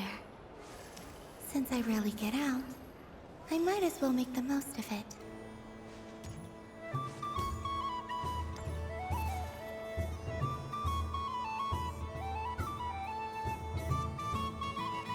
Well, look who it is. I heard someone went and disappeared on us the moment we let her out of our sight. They looked all over for you. Frankly, I didn't think you'd be back for Moon Prayer Night. Were you worried about me, Sandrone? You would like that, wouldn't you? Do you even hear what you're saying? It seems to me like you disguised yourself with festive headgear, just so that you could come see me on Moon Prayer Night and make sure I'm okay. You didn't even bring Polonia with you. You? I thought you couldn't see! I cannot. But I sense the confusion of those around us rippling through the Kuvaki currents. Based on what I know about you, let me guess what you're wearing. Is it cat ears? Hey, shut up! I'm only here to protect the Fatui's interest in this territory. Running into you was pure bad luck. Really? But you were the one who asked Arlecchino to help everyone find my name. Columbina! Ugh! Just one more word, and I'll unscrew your vocal cords. It's Columbina Hyposelenia now. Tell someone who cares. I've missed you, Sandrone. The whole time I was gone, I was thinking. I hope I get a chance to say some ugly words to you. Is that supposed to be a joke? Anyway, let's go play that game. What? You mean that frostfin whale? Yes. It's some kind of game where you get bitten if you step on the wrong tooth. Seems like fun. Who in their right mind would wanna... Because you're not a scaredy cat. Fine! You wanna play? Let's play. Don't complain when I kick your sorry butt. Lovely. You old geezer! I'm gonna beat the pants off you! Just you watch! I almost forgot. Sandrone? What is it now? You'd better not lose, or I'm going to beat your head in. What?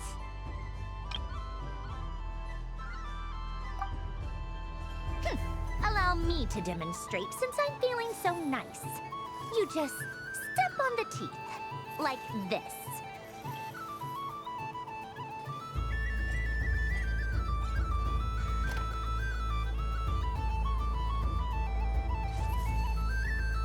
Which should I pick?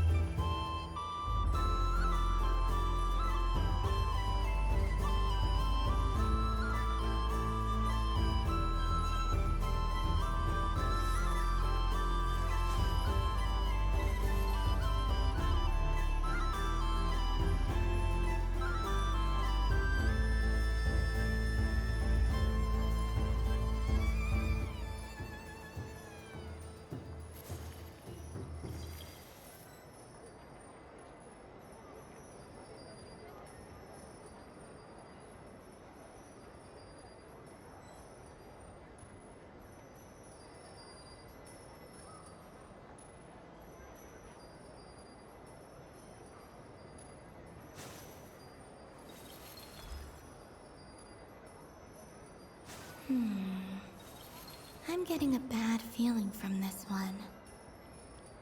Sensing Kuvaki doesn't count as cheating, right? I want to switch. Your turn, Sandrone.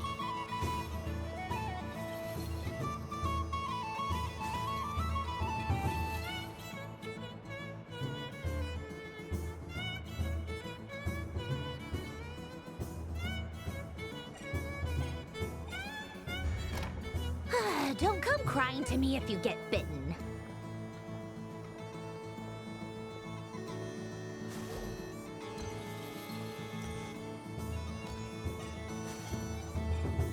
There are less and less teeth remaining.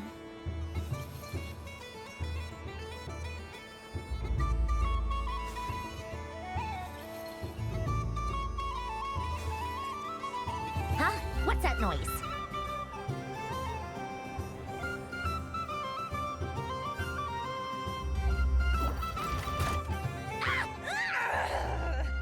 I think you might have picked a bad tooth, Sandrone. Shut it! Do you need any help? It seems like you're stuck. No! It's just a blasted toy! How is its grip this strong? Stop laughing! All right. Well, you lost. So just like I promised. Hey! What are you doing? Are you seriously? Hiya! Why you? Oh, just you wait! Rematch! Are you all right, Sandrone? That was quite a strong bite. Are your clockwork parts? Quit your fussing! I don't need it! All right. I'll go first this time.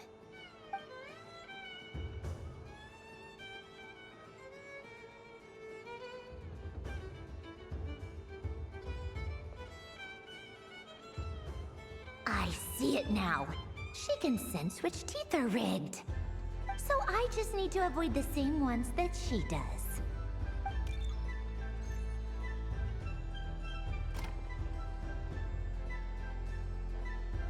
This one... Seems fine. She avoided that one then? Now I've got you. All right, my turn.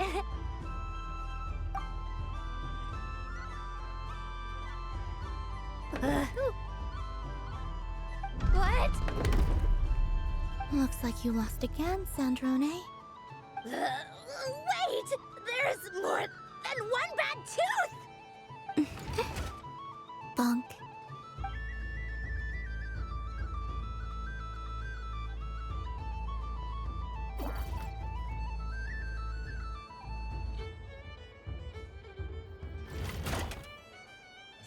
Stupid game! What idiot came up with this? Are you all right, Sandrone? You said some nasty things just now. Oh, I'm peachy.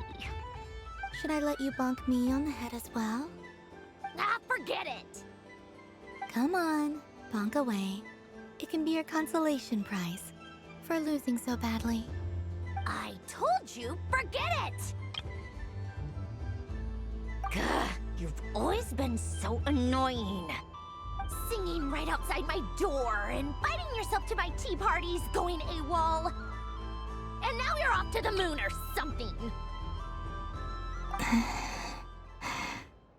Of all my days with the Fatui, the times I spent with you, Arlecchino, and Rosaline, they were my favorite. I will not forget them. Just as I shall not forget this moment. We'll always be friends, no matter where we are, right? Who would want to be your...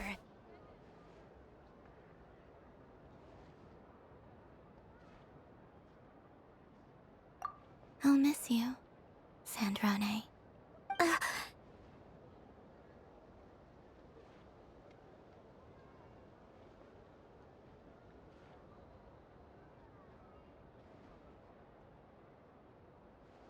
Goodbye, Sandrone.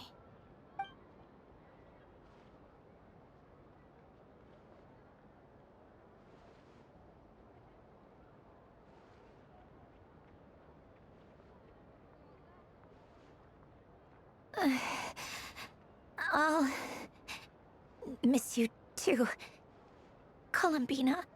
Sorry, what was that? Ah! Ah! Yeesh! No need to freak out. What's wrong? We've been looking everywhere for you. What do you want? Oh, nice ears. What do you want? This. Huh? It's your turn to draw something. You're one of her friends too, aren't you?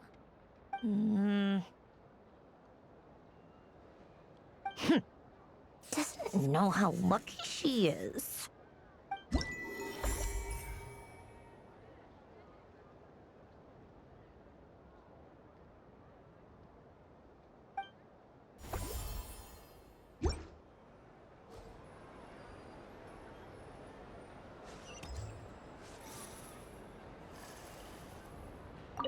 What's there to see on that moon anyway? Let her go up there and cry alone. See if I care.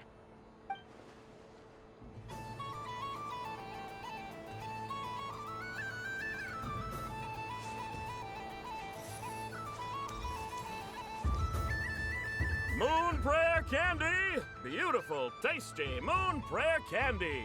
Buy a whole box, share it with your friends and family! Candy? To share? I wonder what flavors everyone would like. Welcome home, Moon Goddess. Fancy a box of Moon Prayer Candy? Sure. I knew you would. Now, what flavor would you like? I'm not sure. What flavors do you have? Is this for yourself or as a gift? A gift for my friends. Ah, I see. In that case, I'd recommend apple, lockaberry, or midsummerberry. Those are the most popular. Do you have nocturnal blossom flavor? Huh. I've seen couples give those as gifts before, but I did not know they were edible. No? Okay then. Moonfall silver? You did say this was for friends, right?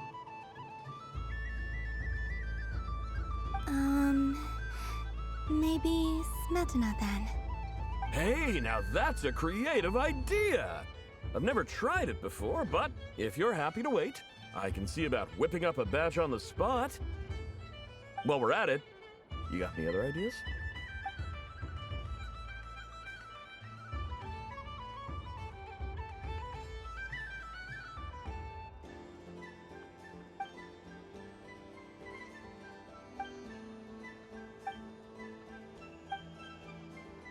Here you go. Every flavor you asked for is in there. Thank you. I should be the one thanking you! You brought me a whole bunch of new business. It's like a genuine blessing from the Moon Goddess. I hope you and your friends have a lovely night.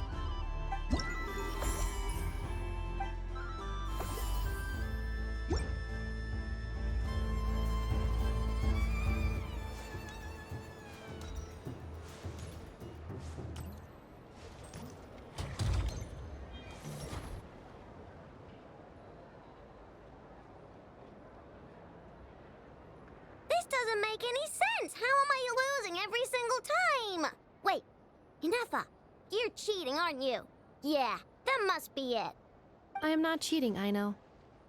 Uh-oh, sounds like Inefa's turning into a big baloney bot. I think it's time for some serious maintenance. Moon Goddess, help me.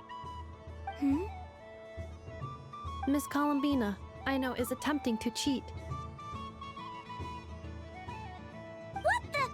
I'm not the cheater! You're the cheater! How dare you throw it back at me!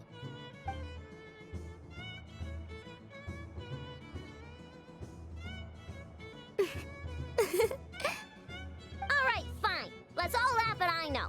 Just you wait till I get home, because I'm gonna make a game bot that can win 100% of the time. Let's see you laugh when I come back and beat your butts. You'll all have your heads covered in stickers when I'm through with you. We came to check everything was okay after all that yelling, but,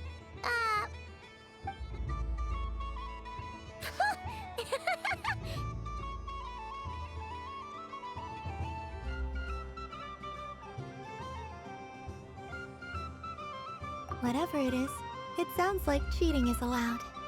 Kuhenki concentration. Each player starts with differently colored kuhenki. Each round, they draw one kuhenki from their opponent. When a player has two kuhenki of the same color, they make a pair and can be discarded. Any that can't form a pair must be kept. The round ends when a player can't form any more kuhenki pairs, and that player gets a sticker.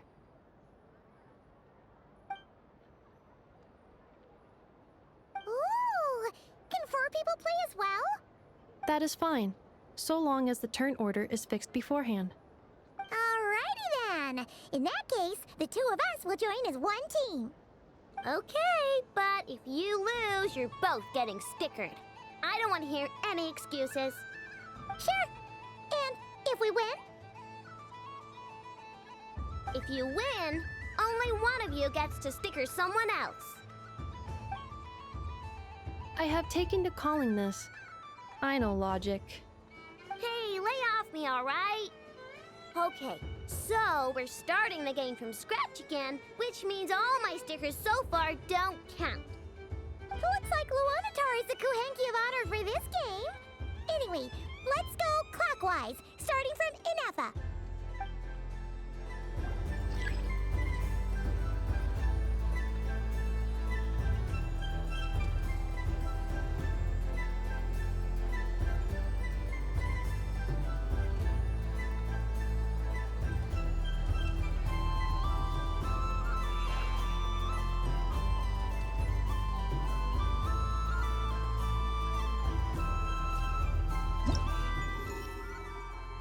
Nice! That's a pair!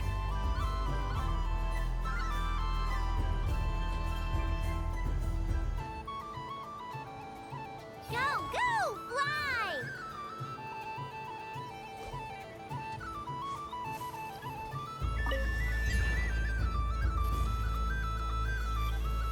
Go on.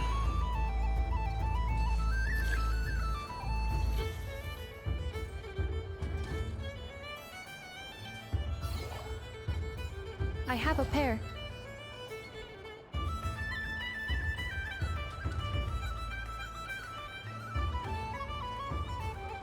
Uh-oh! We gotta pick up the pace!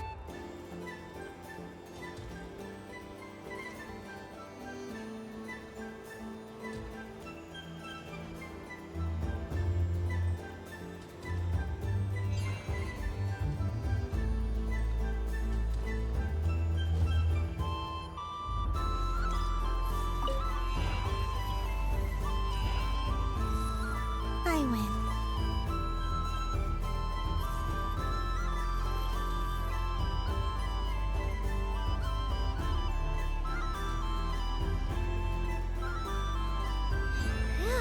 That was too close. I thought I was gonna lose. Good luck, everyone. Aw, we're out!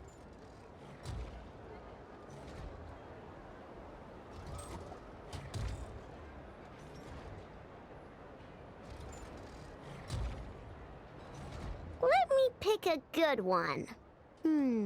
What's it gonna be? You're looking very pleased with yourself there. What happened to being a huge Grumposaurus? I won. Duh.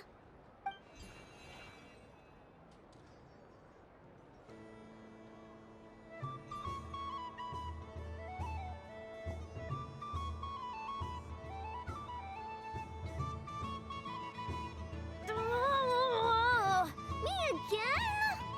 Don't fidget too much, I know, or the sticker's going to fall off. I don't care. If it falls off, it falls off. if a pair of Kuhenki get discarded, why not a pair of stickers? Huh? Huh?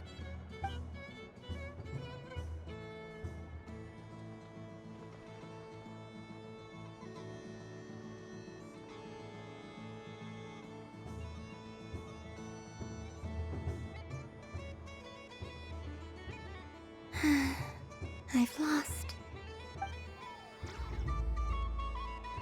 Sticker, sticker, sticker!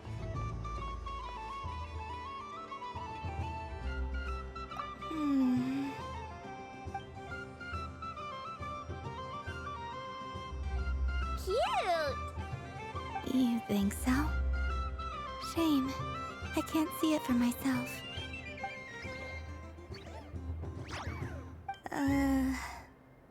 What did Luanatar say? She said it looks so cute that she wants me to lose a few more rounds.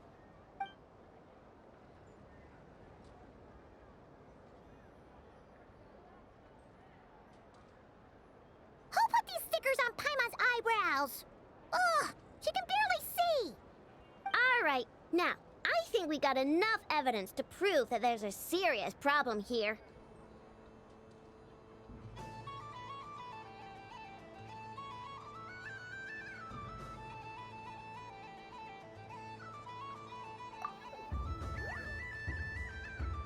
Yes, I agree as well. The culprit is... Ineffa! Culprit? What did I do? Quit acting dumb, Ineffa! You're not wriggling your way out of this one. I've been watching you. Not only did you remember whose side Luanatar started at, but every time someone drew a Kuhenki, you were logging it and calculating every last possibility. Which Kuhenki pairs were gone, who had what color Kuhenki in their hand, even our facial expressions.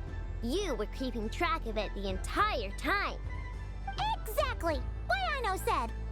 Putting aside the fact that running calculations is not against the game rules, do you have any evidence to support your allegations?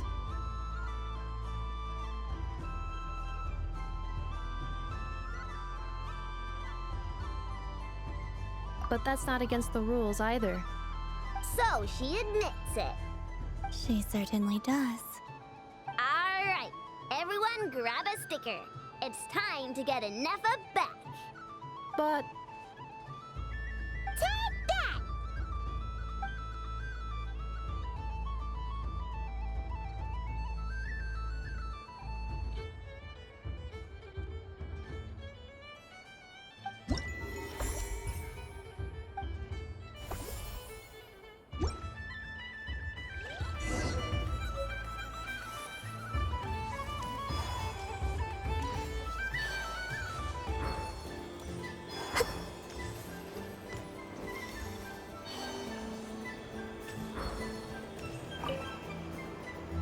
Traveler, Hey there, Columbina! Are you done checking out the festive amusements already? Are you sure you don't want to look around some more? You might not get another opportunity like this for a while. right now, what I'd like to do is...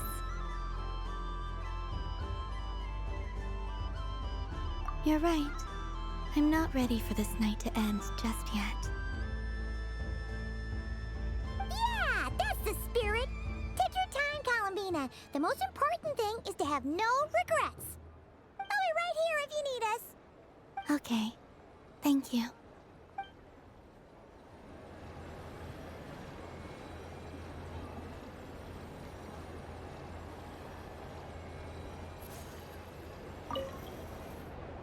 Traveler, Paimon.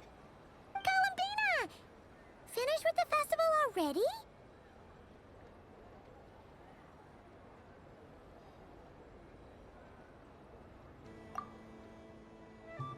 Oh, candy for us? Thanks a bunch, Columbina. Don't mind if we do. Whoa, this one's intense. But it's so tasty. What about you, Traveler? How does yours taste? Oh, sounds good. Paimon's drooling now. Are there any more Smatna candies in the box? believe so. Okay, gotcha. Let's see.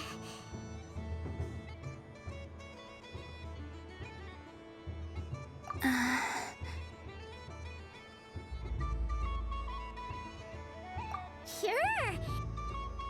This one, and yep, this one looks right too. Okay, that's 3. Here we go. 1 per person.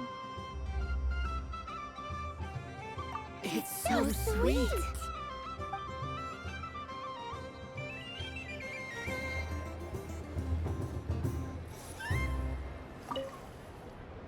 Traveler, Columbina! Finished with the festival already? Really? You're sure you don't want to have a little more fun out there? yes, I am sure.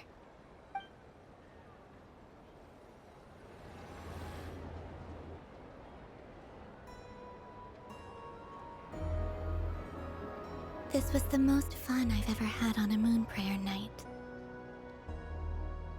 Everywhere I went, people were saying, "Welcome home," and there were friends at every turn. I only wish it could last longer than one night.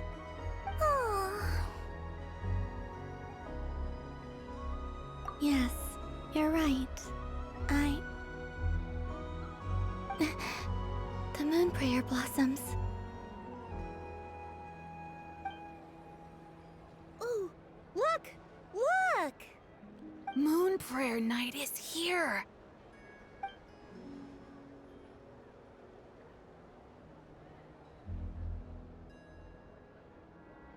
The moon. It's so beautiful. Happy Moon Prayer Night, dear. Happy Moon Prayer Night.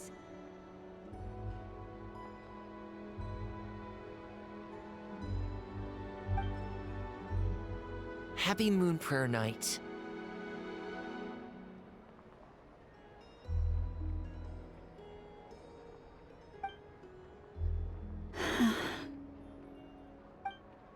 Aww. Huh.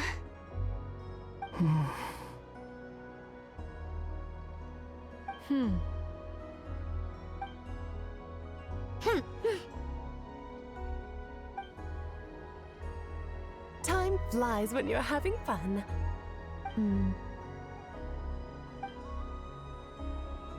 Oh. Looks like the time has come. Columbina.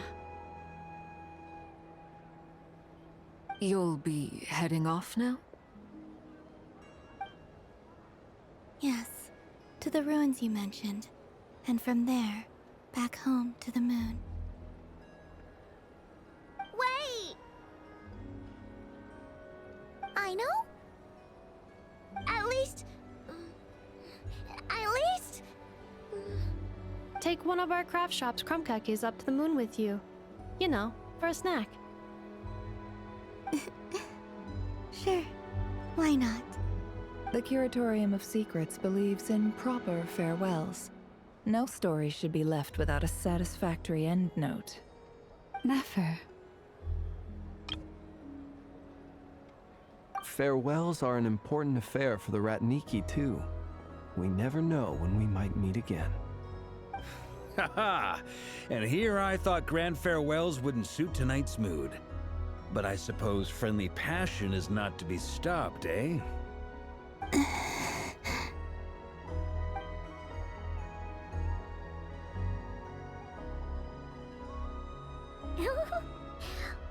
made a little something for you, Columbina.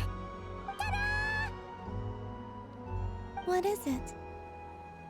A Moon Prayer Night greeting card with drawings by all of your friends.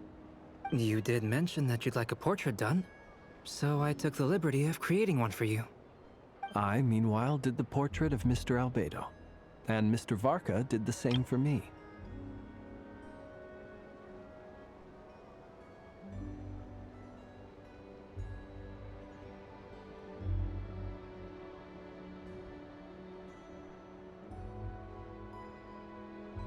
I mean, I think my work was pretty true to life, don't you think?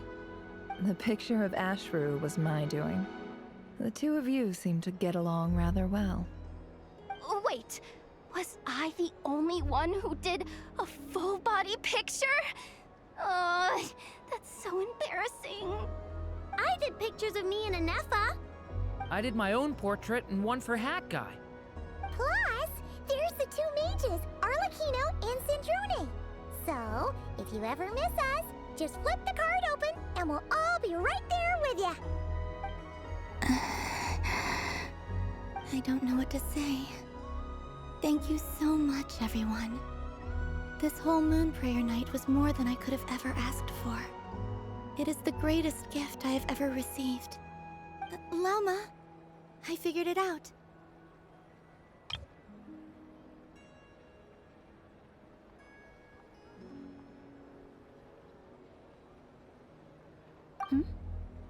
Figured what out? Remember how the Frost Moon Scions used to use milk as invisible ink to write hidden messages?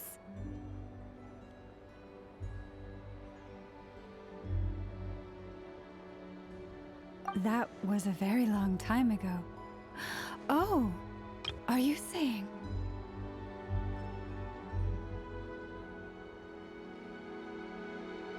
Yes. When I miss you all, I shall use moonlight in the same way, to write words that only you can see upon the moon itself.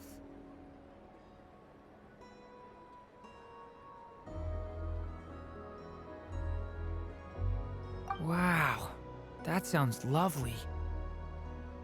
Quite. But how will we see them? Simply open your windows on nights when the moon shines bright, and the moonlight will naturally flow towards the words I have written. That sounds most fitting indeed. Very true to form. I'll try to write them in places that won't disturb your sleep. I, for one, would sleep all the better for having read one of your messages before settling down for the night. Exactly. So don't worry about disturbing anyone's sleep. Just promise you'll write to let us know you're okay, all right? All right. I promise.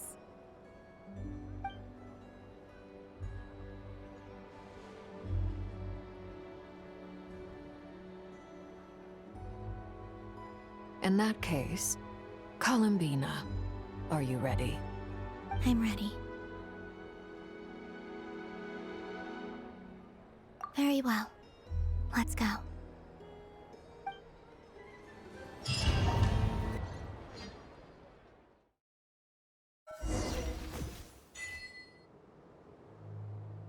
In just a few moments, I will be gone.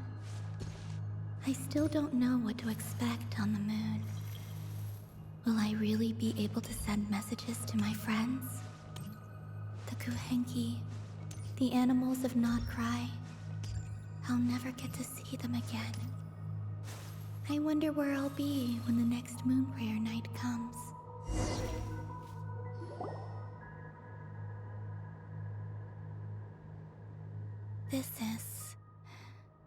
This is where the people of Hyperborea used to communicate with the moons.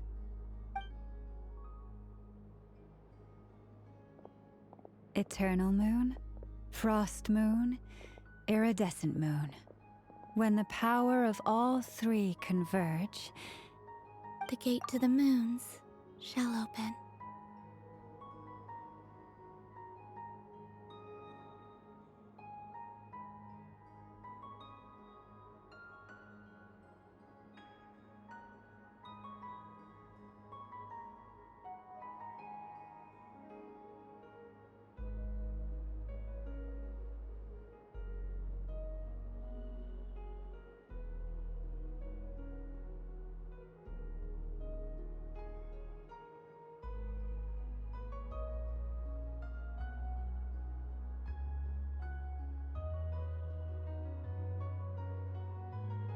Mm-hmm.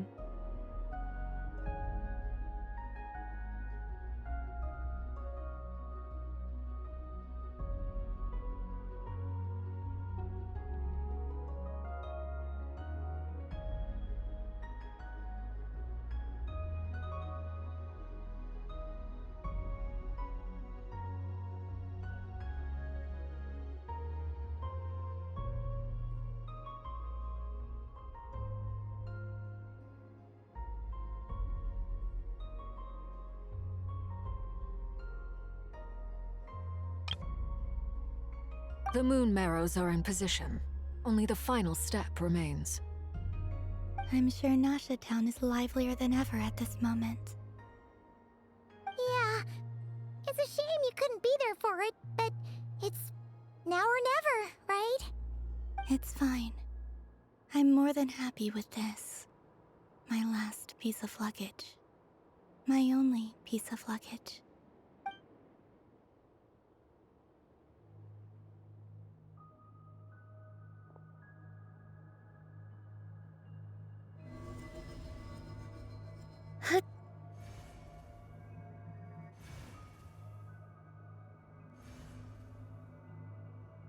I can already feel the moon calling to me.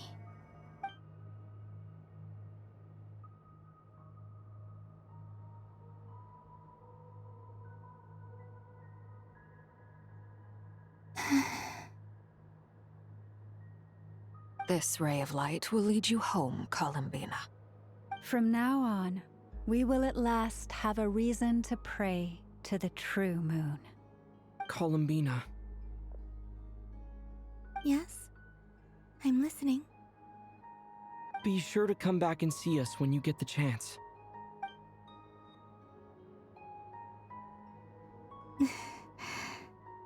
Of course.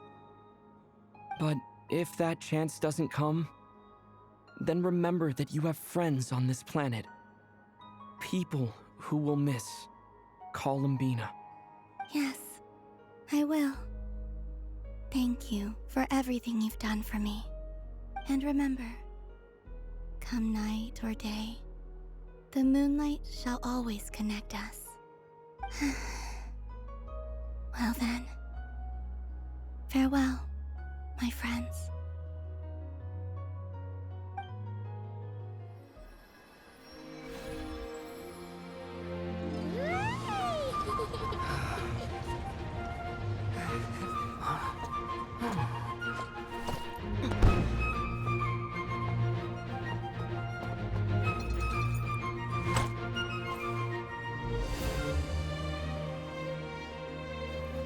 Thank you.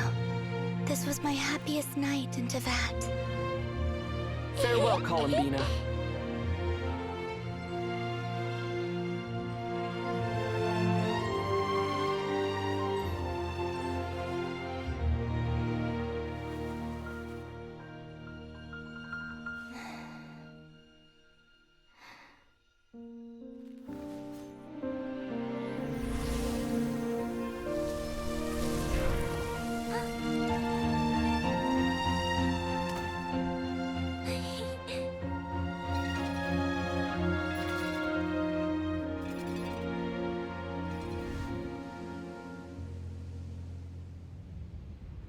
The moon really is closer than ever tonight.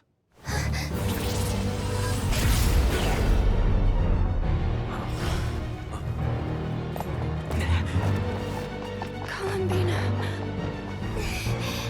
All three moons in one place. Time for one final experiment. Reason, life, death, time, and space. They all believed I would fail.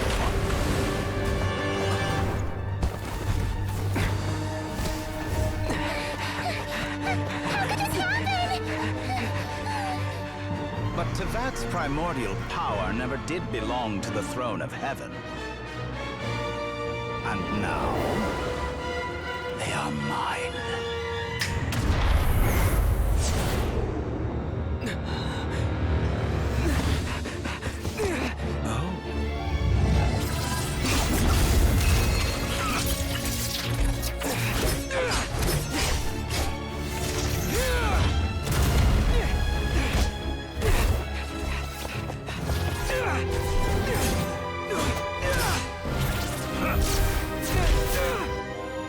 No, as long as I'm here.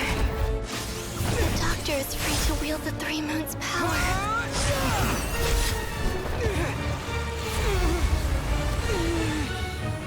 It's the only way.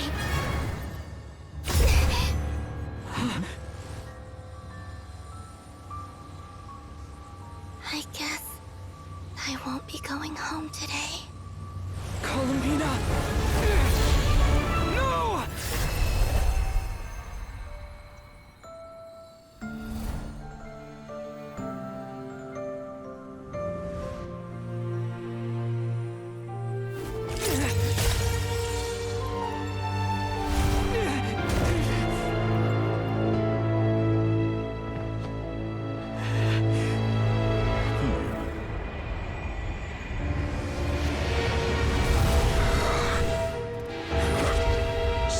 Pokemon world. Do not try to control me.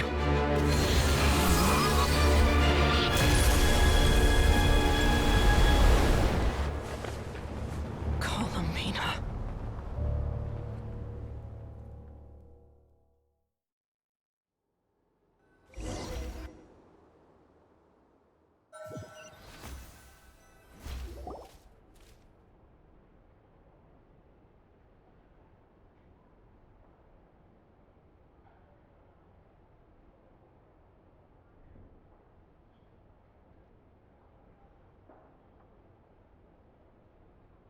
Are you all right? Do your wounds still hurt? I had someone prepare a little medicine that could prove effective. Take it if you need to. In that case, let me relate the contents of the call we made to Alice after the incident occurred. That Dottore is a crafty one. He distracted the Hexen Circle by creating a huge fuss at Tevat's borders. I'd assumed that the cause was an abyssal intrusion from the outside world, which in fairness is a rather common occurrence. But after learning that you managed to influence the phantoms in Nod-Krai, I realized that perhaps this interference could have come from within Tevat instead. But we weren't able to change their fates. True, you couldn't change how their stories ended, but you did build some variables around yourself. Variables? Yes. Things you heard that you could not otherwise have learned. Ideas that would otherwise have never crossed your mind. All these things are variables. Of course, most variables usually pale into insignificance with the myriad of possibilities floating around. But the moment you start treating them as building blocks and intentionally stacking them, that changes things. That's what Dottore did, and it's how he created the necessary conditions so that when you activated the portal tonight, it played right into his plan. However, we have no way of knowing exactly what he did. Yeah, we also need to ascertain Columbina's status.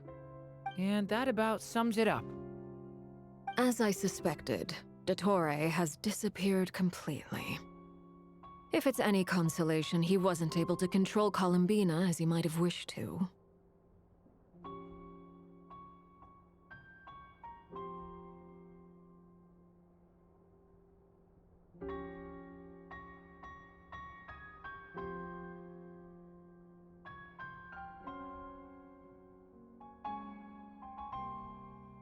Oh no!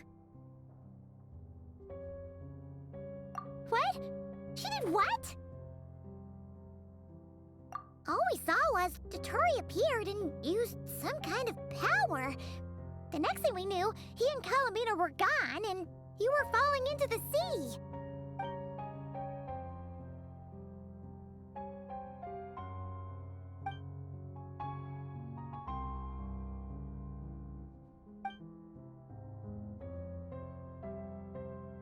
So, Columbina intentionally opened the Moon Gate and escaped into the same mysterious world as Rerir and Thalindis. Sounds like bad news.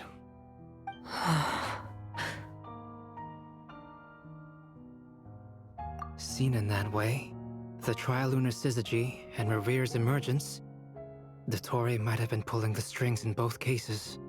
According to Miss Alice, he is attempting to transcend his destiny and finish an experiment that only a god might complete. An utter lunatic. Wait a sec, where's Hat Guy? Seems like he'd want to be here for this. He took off with the Dodo communication device after we spoke to Alice. He said he had a hunch that he wanted to investigate by himself. The look on his face was terrifying. I've never seen him like that before.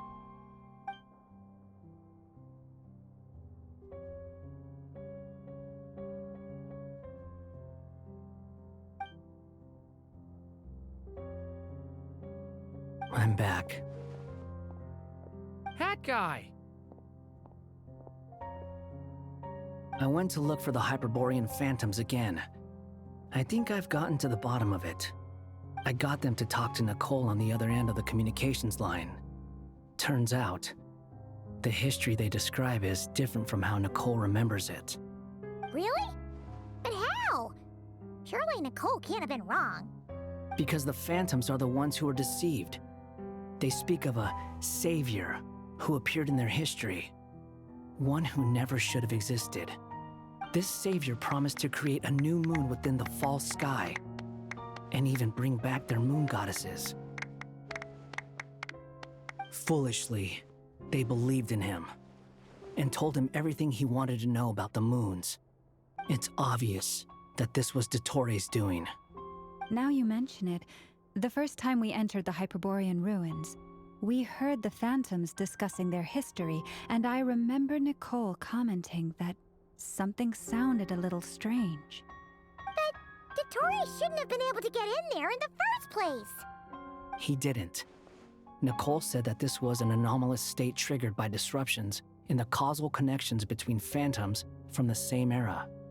The variables that Dottore put in place were substantial enough that they even affected phantoms that he never met. So it's not that their memories were unclear. They'd been tampered with. That's exactly the possibility Dottore was trying to manufacture. He turned these variables into knowledge and engineered the situation so all that knowledge would fall into his hands. Then, he harnessed that knowledge on Moon Prayer Night to truly create a false moon. How is that even possible? To be precise, he exploited a weakness in the way the spell works. The spell senses Kuvaki to detect the moon's location. So, as long as the false moon more strongly resembled the moon than the frost moon beyond the skies, the gate would teleport Columbina to the false moon's location. In other words, to Dottoro's side. Once he had her under control, the teleportation spell remained active, and he manipulated her power to seize both moon marrows. At that moment, the moon marrows disappeared right before our eyes. It was already too late, even as we were leaving the ruins. By then, Dottore had already amassed the power of all 3 moons. So, where does that leave us? What do we do now? I'd certainly like to know what Her Majesty thinks, now that the concerns I expressed to her have come to pass. But we cannot simply sit and wait for her to decide the matter. And in any case, it is not the Fatui Harbinger Damselette who sees us as her friends, but rather Columbina Hyposelenia. If, even in such extreme circumstances, Her Majesty will not lift the prohibition on Harbingers drawing steel against one another, then I will do as my heart demands. I will fight as Peruware instead. Oh, Arlecchino! Time is short, so I'll make the first move.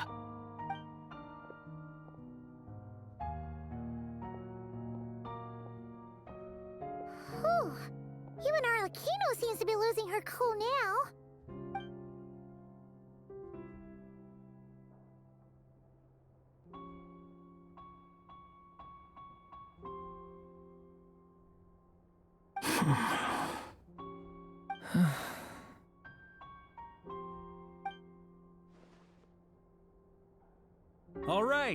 All right. Lose those dejected looks for a moment and let me get a word in. It looks bad, I won't lie. Very bad, in fact. So Dottore's pulled some real dirty tricks to gain the upper hand. For now. And yeah, it's to the point where even the mages say that his variables have affected destiny. I'm not so sure, though. Many have told me that Tevat's destiny is fixed, and that does appear to be the case. Well, what makes Dottore so sure he'll be the exception? And since he was able to stack these variables up, who's to say we can't do the same? You of all people should not be discouraged, traveler from afar. This isn't over yet. And you're not alone in that. Everyone here does, whether they've spoken thus far or not. But none of us are the type to sit back and wait for the sun to shine again. That's exactly how a knight should roll. If they knock you down, you get back up and get back in it. Don't forget, Honorary Knight, you're a legitimate member of Mondstadt too. For Torque is right. This is far from over. Dottoro's already way overdue a butt kicking given his past shenanigans. And after this, he's earned himself a double dose. That's what I'm talking about. How's everyone else feeling? I'll use Kuvaki to investigate Columbina's whereabouts. I am not ready to give up either. Leave the intel gathering to me. Whatever happens within Nod-Krai's borders, when the Curatorium of Secrets wants to be in the know, we always find a way. Aino and I will do all we can to support you. We will attempt to reverse engineer Dotori's actions and seek a breakthrough that way. Alice and Nicole are busy dealing with an emergency at Tevat's borders, so they can't return just yet. But they're both very angry about this. They've asked Albedo and me to act on the Hexen Circle's behalf and do everything in our power to fight back against Dottori. Are you ready then? We're going to have to conduct a lot of research, even in the early stages. I'll do my best. As for me, I'm pretty familiar with Dottori's way of doing things, so I can try to predict his next move. I'll help with your investigation.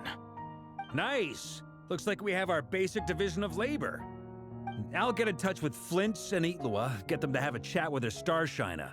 It couldn't hurt to bring the Lightkeepers on board as well.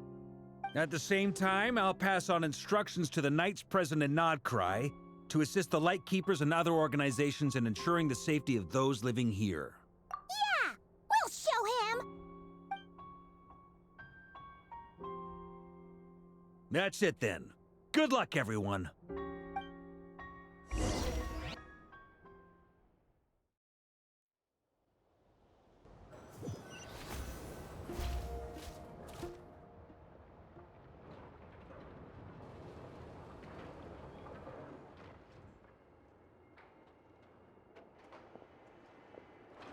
I never thought that Columbina would become my real name. It went from being a Fatui code name to something my friends call me. And remember, come night or day, the moonlight shall always connect us.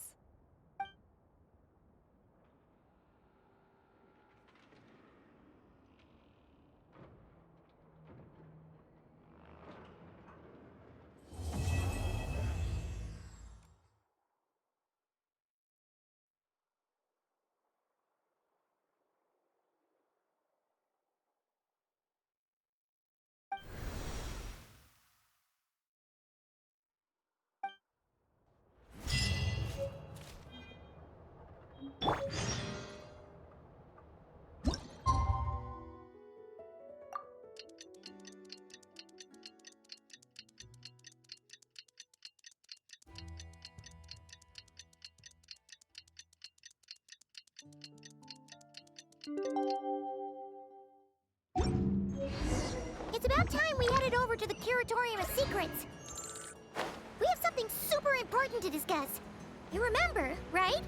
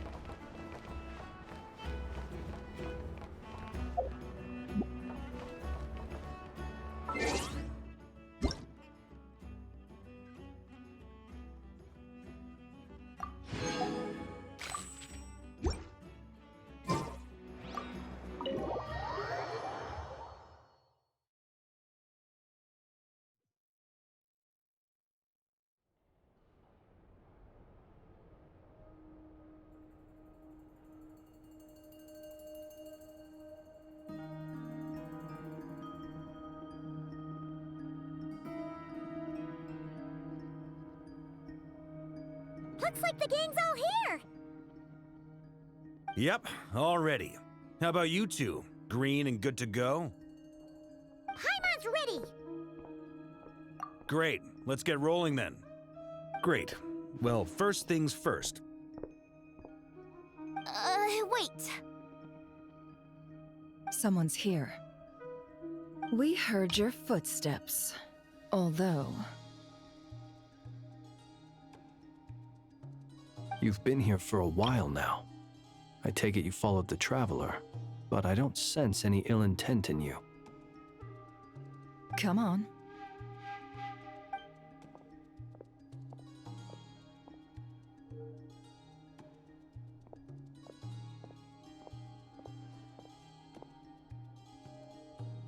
I figured it wouldn't take you long to notice me.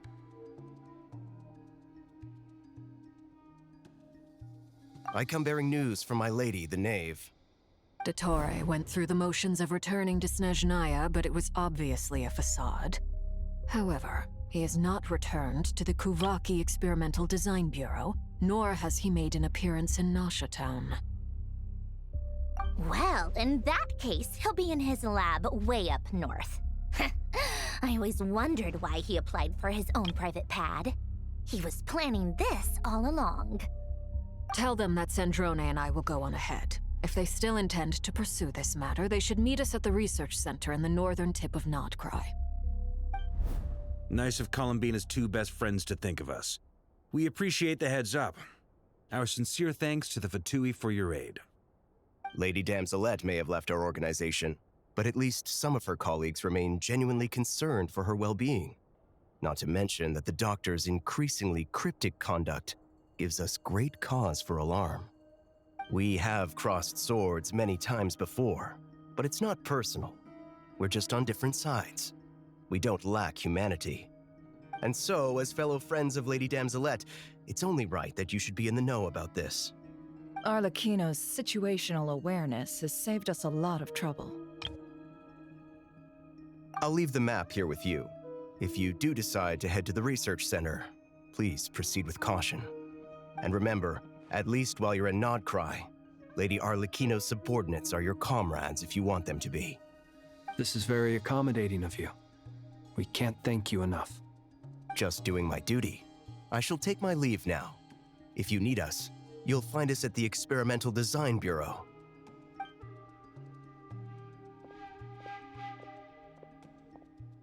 So, the doctors left the Experimental Design Bureau and headed to some research center up north. Marionette seems to think he's been planning this for a long time. But when did it start? Before he even arrived in Nod-Krai? It seems his loyalty to the Tsaritsa is lip service at most. Behind the scenes, he may even be working against her. Whatever his motives, we know that he's decisive and incredibly ruthless. Facing him unprepared would be a recipe for disaster. At this stage, it's difficult to predict his next steps. I suggest we split into two groups. We need some people to stay behind and guard Nasha Town. Well, as much as I'd love to help, infiltrating research labs isn't really my area of expertise. But at least take Cool Your Jet's Ducky with you. It should be some help during the battle. And as for Miss Inefa, I suppose you will stay to protect Miss Aino? Detecting operational logic. Protect Aino. Priority. High. Just in case, Servarka, I think it would be best if you stayed behind as well. You can leave the research center to us. I mean, I would have said the Knight of Berea should probably be out on the front line, but okay, fine. Leave Nasha Town to me. Be careful out there, okay? If things get out of hand, fall back right away. Yehoda will be on hand to assist you. In my absence, she can handle any intel gathering work. You got it, boss. You guys make sure to get back here in one piece, all right? We will. Things are moving fast. We'd better head off soon if we hope to keep pace. So, it's infiltrate a secret research facility, or... Yeah, alright. Paimon will help out here instead. Sounds like it's gonna be a pretty intense fight. We all have to bring our A game here. So, anything you need to wrap up before we leave?